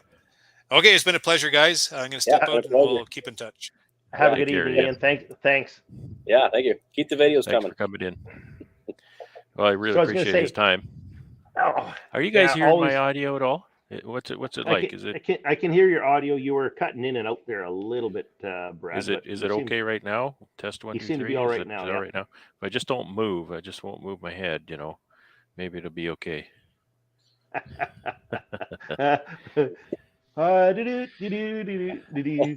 So No. somebody was asking about VSH. I assume VSH because VHS and VHH get mixed up. But queens, I don't know anybody around here that's specifically breeding VSH.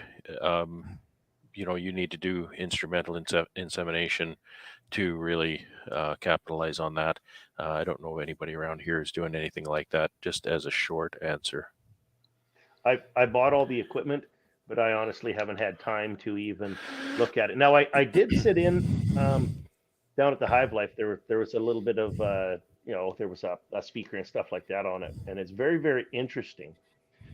But I don't know whether I have the time to pursue that right now. I mean, Yeah. and that's where I was gonna mention Jared a little bit, because you still have a What full-time what is job as well, correct? what is BSH to be sorry for? Varroa sensitive hygiene. So Oh, just okay. in a nutshell, the bees will tend to find, they will sense that a cell has Varroa in it, and they will uncap it and pull the pupa out and dispose of. Basically, the effect is that they prevent the Varroa from reproducing. So Oh, okay. mama Varroa goes in there and start laying baby Varroa, and all of a sudden they're gone again because the bees pull them out, so they just can't reproduce. Okay. No, thank you. So what were you saying, James? I was just gonna say, one of the things that you still have a full-time job, correct? Yeah, I'm an industrial art teacher. I'm a shops teacher during the day, and musician and DJ and sound person by nights on the weekends, and bee person There you during go. the summer. So I got a few things going on. And you're throwing beekeeping in the mix. Yeah, I think I didn't have enough going Yeah, on. he's in his spare time. In his spare Yeah, time. I was just gonna say you're as bad as I am, but I was gonna say, one of the things as you go through. So this is one of the things that I spent a lot of time trying to understand, and what I found really worked good for me was I put it down on paper. Mhm. So that was a huge um, awakening for me, and that is, you're going from being a beekeeper 7 days a week to being a beekeeper every 7 days, if that makes sense. Mhm. So what I ended up find myself do is I changed the way I manage the bees to make sure that I could do it every 7 days. And it gets really interesting when you start to raise queens, because queens don't care about your schedule. You got to stick to theirs. Yeah. So make sure you really understand that when you start grafting. Okay. But to go back to like why Ian shakes the bees and stuff like that. Mhm. Every second weekend I get a 3-day weekend. So one weekend is, I get Friday, Saturday, Sunday, and then the next week I get Saturday and Sunday. Friday, Saturday, Sunday, Saturday, Sunday. So I've changed my management techniques around that schedule to try and work with the bees, if you will. So take the time. I'd highly recommend you kind of take a look at what it is you're trying to do, and that's one of the things that was really a key to my success last year, was understanding, you know and I learned the hard way, just for the record, so you probably do the same thing. Oh yeah. That oh, I'll just pop out here after work. Well, now you get called in and you can't get out there after work, and the next thing you know, you're digging bees out of the trees again, right? But Yeah. Yeah. just take some time, and one of the tips of advice I'd really give you is plan what you're going to do around that management of, rather than being able to get out to 7 days a week, plan on that management to be there every 7 days, if that makes sense. Mhm. Okay. No, that makes sense. Yeah. Thank you. Make a note of that.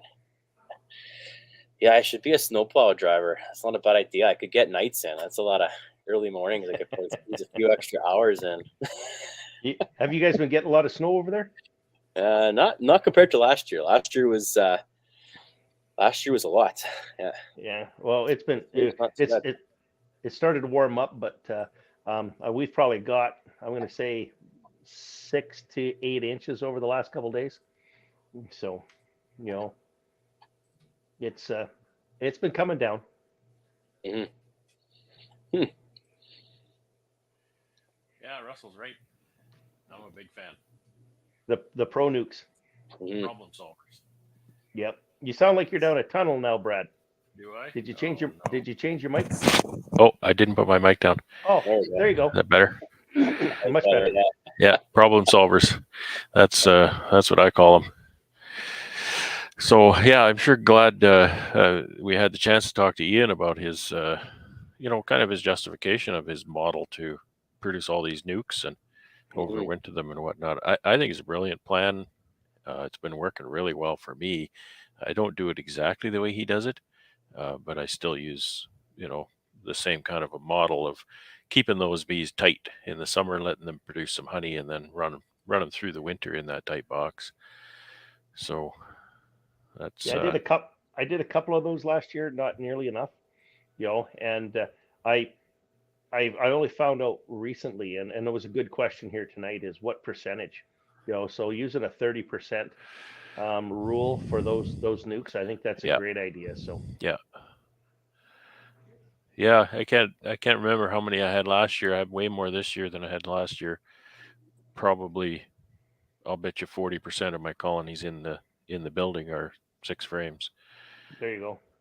I still haven't got the experience to put I probably do. I just don't have the willpower, if you will, to you don't try have and the put faith. That's the word I was looking for. Now, Yeah, I did put some 6 framers into the bee barn. good. So I plugged them out, and they're in there. So we will see what comes out. And you only need to do it a few times to convince yourself that that's something that you can do. And I've experimented with so many things. I've wintered 4 frame or 5 frame mini nukes, so medium depth, half width, little mating nukes. I've wintered those successfully. I've wintered 3 frame, so I call them 3x3, so 3 frame triples in one box. I've wintered those successfully. I've wintered 5s successfully. I've wintered 4/5. Actually, the 5s do better than the 4/5s. So all of these different things, you just have to do it and see what works. Stick, throw things to the wall and see what sticks. That's what you do. This was my first year wintering nuke, so I got a bunch of 5 frame nuke boxes from Brad. They're just a standard box divided in half, and I think 35 of them this year. We are wintering outside, so I'm curious. I'm really curious to see how they're gonna do. They were so strong and big and just packed full of honey and bees when I last checked them mid-September, and so I'm really curious to see how they do outside in the wintertime. So I'll find out soon enough. That'll be interesting to see. Yeah, that's one thing I'm not as good at mentoring someone is outdoor wintering. I know the basics. I don't have that much experience. I don't have any experience with singles, and I certainly don't have experience with nukes outside. So Norman's asking about the nectar sources. Clover is the best source of nectar. Well, I'll say, yeah, clover honey is the best honey you can buy because that's what I produce. it's pretty good. It's all it is really good. Actually, yeah, that's. I want to call it. I call it Beekeeper's Choice. Yeah, I call it Beekeeper's Choice because no kidding, I have a few beekeepers who buy honey from me because that's all they'll eat. It's good. It's really good. Different nectar sources. Well, the vast majority of it, of course, is canola. Sweet clover. I'll say sweet clover and clover because there are a number of plants that you'd call clovers. Alfalfa is a clover. Red clover, Dutch clover, white clover. But sweet clover isn't a clover. It's a legume, and there's white sweet clover, yellow sweet clover. I was told that the white doesn't produce much. The yellow sweet clover, in my opinion, makes absolutely the best honey around my area. And what else, Jared, would you say nectar sources around here? Well, like for me in the creek, I've got a lot of that milkweed and a lot of thistle. Like I've got the creek running, so there's lots of that kind of stuff, which is pretty good. Of course, in the fall we have goldenrod and purple loosestrife here. It's an invasive. It makes the honey that the nectar that purple loosestrife makes. It looks like it's radioactive. It's kind of fluorescent green in the hive, but there's not very much of it ever, so you don't get any honey off it. Oh, sunflower makes quite a bit of honey around here. And here's something to for all of you beekeepers to research. There is a correlation between sunflowers and bee health. And I'm not going to go too much deeper than that, but they have seen a correlation between specifically nosema levels in colonies and the proximity of sunflower fields. And so there's not really much more research on it than that. And we should have got Ian talking on that, because I think he has noticed that in his own operation, that there was his nosema levels, I believe. I don't want to put words into his mouth, but I believe I've heard him say that his nosema levels went down after they started having sunflowers near his bee yards.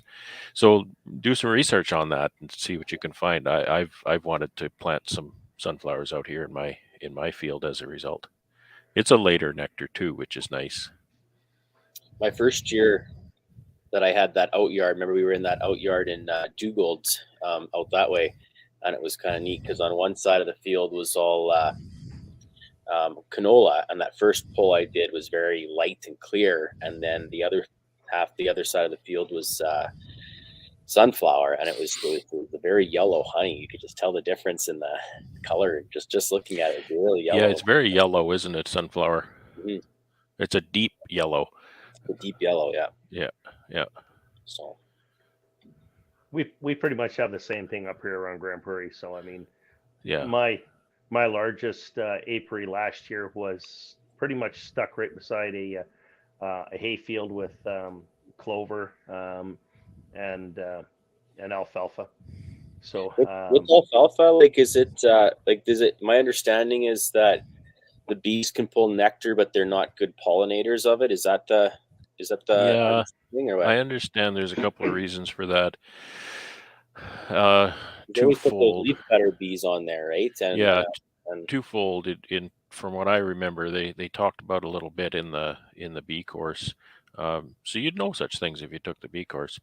However, I got you. I just picked yeah. your brain. Why did you need a bee course? I the bee course. I got Brad in my back pocket. Recall, I think they said that the alfalfa flower has like a spring-loaded stamen that triggers when the bee tries to get the nectar, and so a couple different dynamics. One researcher told me that the bees figure it out and they don't like it, so they don't do it.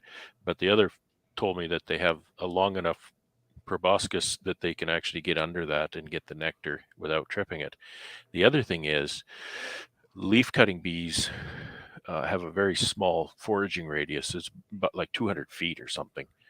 It's very small compared to honeybees, so they can actually sequester the leafcutter bees on the field. Whereas honeybees, if you put honeybees on a field of alfalfa to pollinate it, they'll find a field of clover next door and say, "We're out of here and go for the clover," and you won't get your pollination done. So that's just kind of what I recall about it. And then obviously there's a pile of canola around here as well. But right. I put I had one apiary out, call it the Lake Apiary, and there was a canola field right across the road. I'm not sure I'm gonna use that apiary this year. Believe it or not, I had real troubles there with hornets and wasps.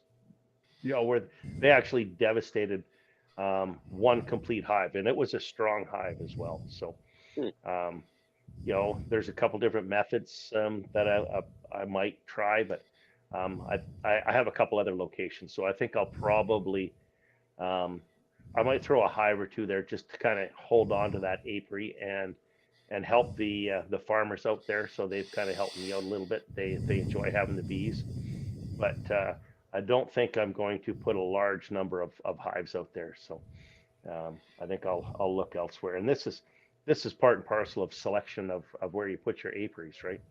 So.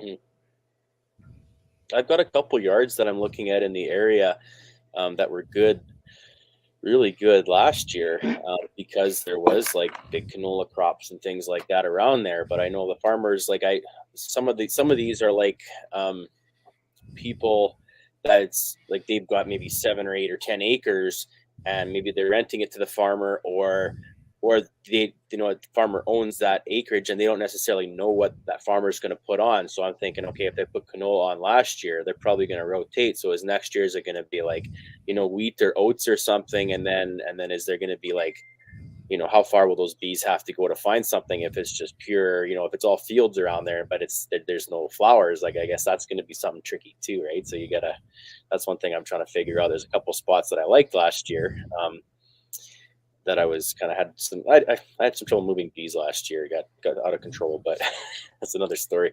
But yeah, I'm just trying to think, like, they were really good last year and they're like, oh, we'd love to have some bees on the property. And I'm thinking, like, is there going to be canola there? I guess I got to talk to the owners and see if they talk to farmers and know before I move anything out.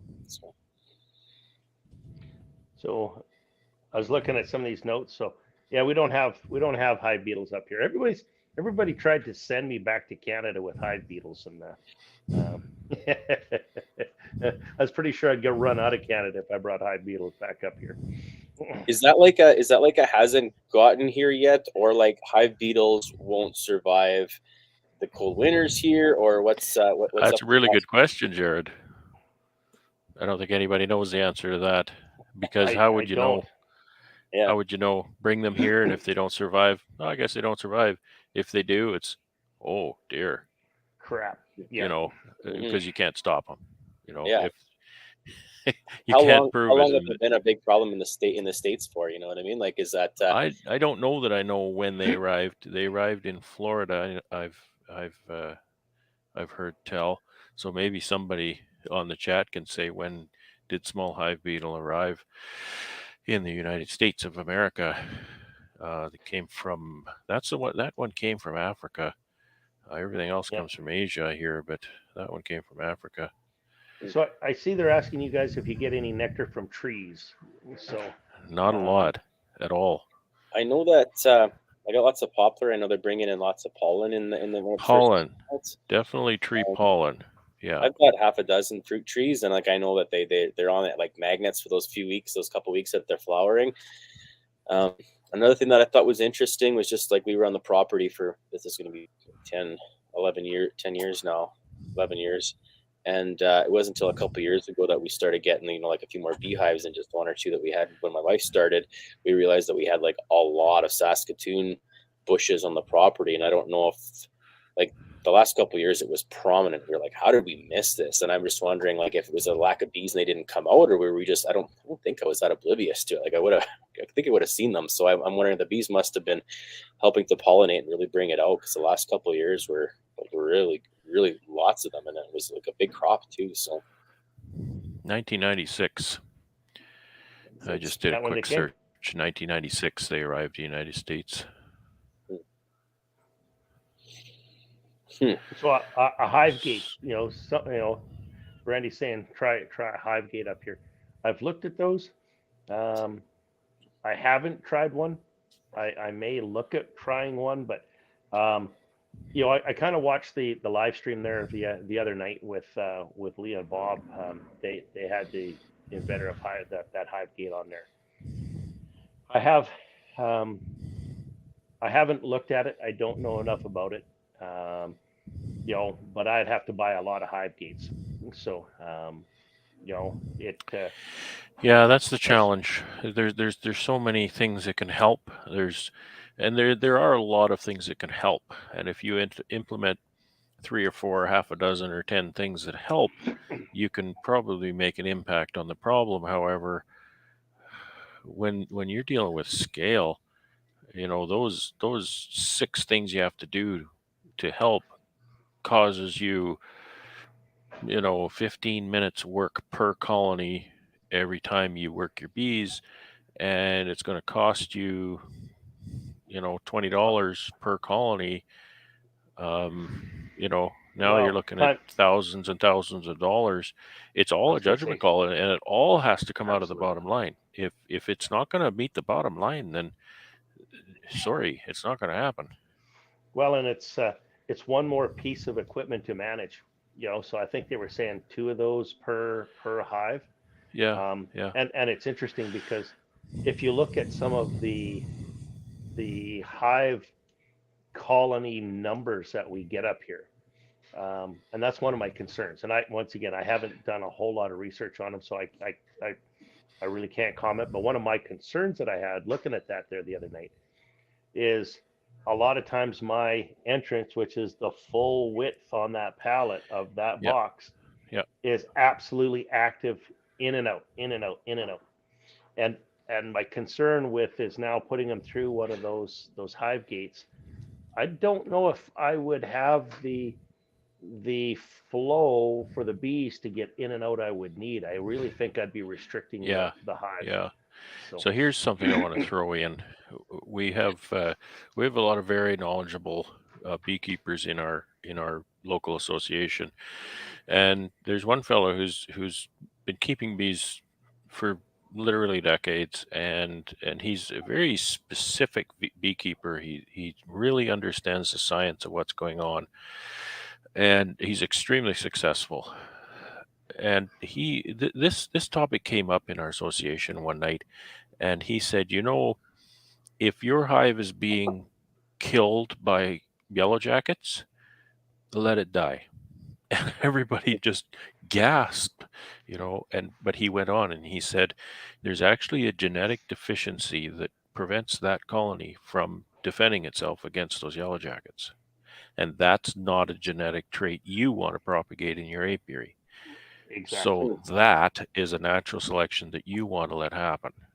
And Well, that's a tough call, but that's what he said. Yeah. Interesting enough, Alan, I think he's on here tonight. I saw him put a couple comments on. He was laughing pretty hard at me because I thought, you see one or two of these things go in there. So I sat in front of the hive thinking, okay, I'm going to kill these damn things. And of course, it went from, I had lots of time. I had nowhere to go that day. So it went from 2 minutes to killing them. Well, the next thing you know, you look down there, I had a pile of yellow jackets in front of this hive. Like, I mean, when I say a pile, I think I stopped counting at like 115 yellow jackets that I killed. So bees are doing it for you.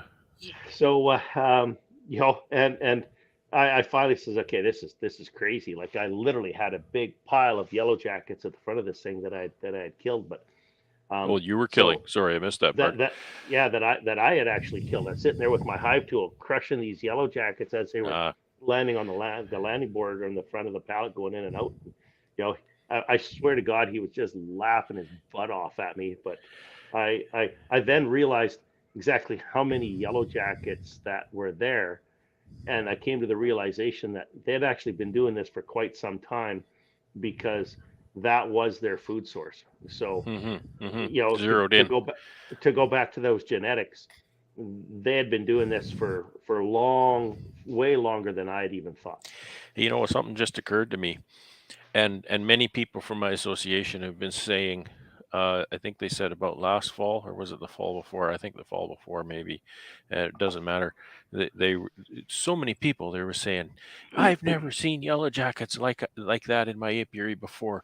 The yellow jackets were crazy. They were after my hives. They're killing my hives. It was just terrible. And everybody is talking in a group.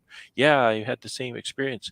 And I just kind of, and then they ask me, and they say, did you have a really?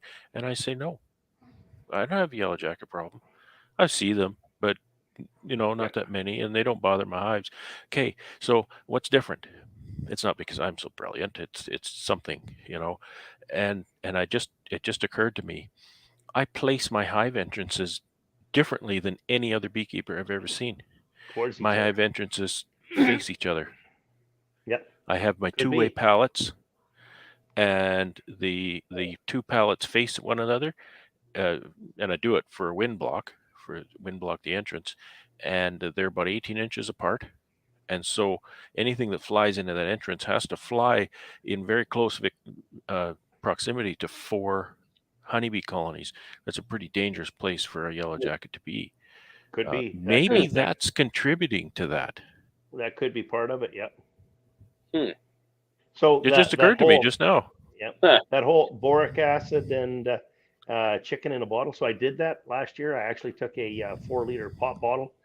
I cut the top off, turned it upside down, and I put a little bit of honey and stuff inside. And I filled that bottle up in 24 hours. Like, it was so full, they were crawling back out of that 4-liter jug, to give you an idea how bad the wasps and everything were up here. Wow. So I smash a lot when I'm feeding bees. When they're all over my syrup trailer. oh yeah, The big black and white bald-faced hornets, I'm just whacking those with my bare hands all the time as I'm feeding bees. Get a lot of them. Yep. Well, this is absolutely excellent, guys. Well, I had a good time. I'm probably gonna pop out though, Brad. I got to finish a display, and I got to get honey down to a new store there in the morning. Yeah. So I'm out on deliveries as well. Well, I greatly appreciate the invite. Always a joy, talking to you, and obviously a pleasure talking to Ian and Jared. Great to meet you. I'm sure we're going nice to meet you too, James. I think we'll probably be talking to each other quite a bit then. And yeah. I don't know if you saw Brad's presentation that he did with Sawmill Charlie. I did watch that. Yeah. Okay, yeah. So I don't know what your apiary and stuff looks like, but I literally thought I was looking at a rear view mirror, and B, I already saw what my future has to hold. So yeah, I was thinking the same thing. I was like, my last year was Brad's 2017. Everything was swarming and going. Yep. I was looking at the pallets and all these new boxes built and just seeing everything come up, and I was like, that was me last year. And yeah, I was kind of thinking about it, and I think that 2017. I think you when going through Brad's presentation was your third year, right? And yeah. Yeah, that was my third year, and that was my not enough comb and bees in the trees summer. That was my year, and I mean, maybe it was. I'm thinking more 5, but the first couple of years was, my wife having a couple hives as a hobby, and me not knowing or doing anything, right? And then it was that ambition and that growing, and it was totally like watching. Like watching your presentation last week on Friday, it was like watching me last year. So yeah, I gotta rewatch, I guess, that video up on. I know it's posted on your thing on the Sawmill Creek there, and watch 2018 so I can figure out what this year's got to hold. Yeah, there you go. Well, I was just gonna say, yeah, take a look at that, because I'll watch 2018. I was shocked at the similarities, right? So yeah. Well, I sure hope you don't live my 2018, because I was going to say when James said, about I hope I don't have this many losses or that many losses, I was going to say, well, my worst loss was 60% of my bees out of 120 colonies I lost. I had 120 in the barn and about 40 come out. Ooh. And it just made me sick. It was just sick. All of it. It was. I had a good summer because I didn't have much work to do, and I had lots of drawn comb. So there's that. What a way to get it! What a way to get it. It was a tough way to get that. So, but I hope you don't live my 2018. I don't wish that on anybody. Yeah. There you go. Well, once again, I got to go get that done. I made a commitment to make sure I had that down there. Thanks for dropping in, James. So. Appreciate it. And thanks for everybody watching. Great topic.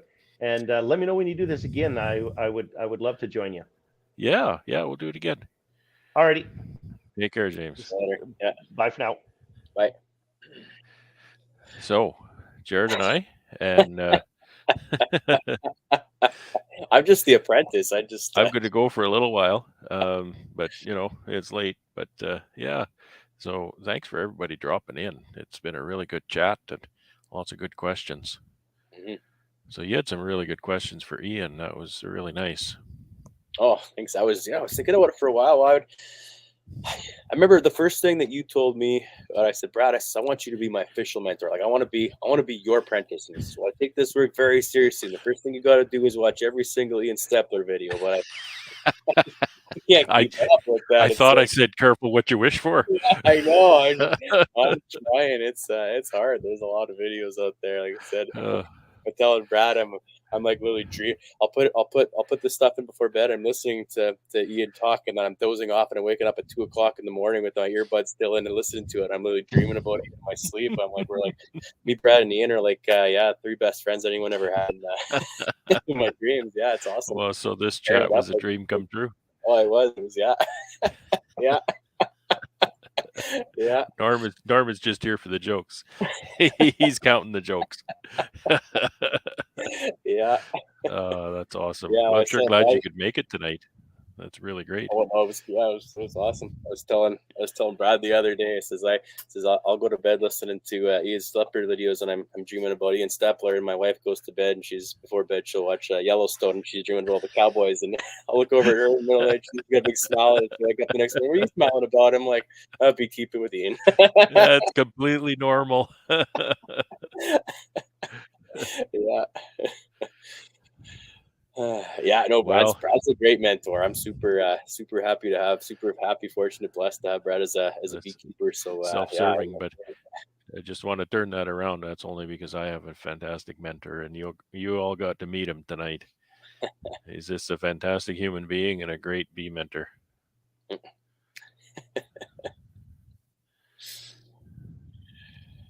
So yeah, I guess Jared wins the joke contest. I'll just wait. I'm warming up. You'll have to have me on next time. Well, we're bumping into 2 hours, so I think it may be time to let everybody get some sleep or something. Yeah, no, thanks for setting this up, Brad. I really appreciate it. Hey, you're welcome. Thanks for coming on. Kind of a dream to finally say hi to Ian. I watch him. It's funny. Like I feel like I watch him all the time on the videos. Right, it's kind of neat to just talk to him in person. Right, I'm sure there's lots of people all over the world that be like, oh, if I could ask Ian 1 or 2 questions, and it's like, wow, absolutely, absolutely. I that was really cool. So, and you know, and again, you know, I feel so blessed that he's my mentor and that I get to interact with him that way.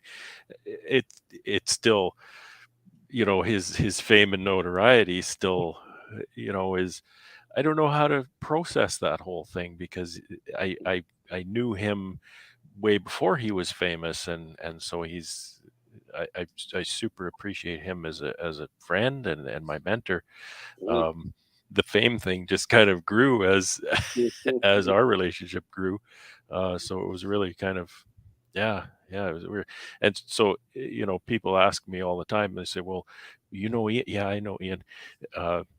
You know, I serve on an association board with Ian, so I see him quite a bit and interact in person. And they say, well, what's Ian really like? You know, and so I'll tell them that Ian is, you know, you want to know what Ian's like, you watch his videos. That's Ian, right? He's Ian on YouTube. He's the same Ian in person. And the only difference is he's not quite as good looking in person. And I've told that story in his presence, so I feel okay to tell it here tonight. There you go, Norman. Did I win the joke contest tonight with that one? So anyway, I should let you go, Jared, and I should let everybody else. Have a good night, everybody. I really enjoyed this, and looking forward to the beekeeping year and the growth, and learning lots more from Brad and from everybody else. I said I got. One of the big things I always say as a teacher is it's like I'm always learning, and I'm not afraid to tell the kids that. It's like, you know, I know lots of different things, but it's like I love when I learn something from the kids, and I'm not afraid to tell them that and say, wow, I never thought of that like that. Yeah, you know what I mean? So it's you're always learning, you're always finding different ways. So that's great. Yeah, it's a journey. It is a journey. You'll never know it all. Just keep plugging away, learning every day. Yeah. Okay. Thanks again, Jared. And thanks to James and Ian for joining us. And thanks to everyone coming along with us. I think we had over 90 people there at one point. So I appreciate everybody dropping in. And today's Groundhog Day. So if I get lucky, I'm going to wake up tomorrow and get to relive this day all over again. We get to do it all over again tomorrow. Think of more questions for Ian for tomorrow. That's right. Anyways, have a good night, everybody. Okay, everybody. Everybody have a good night. Take care and have fun.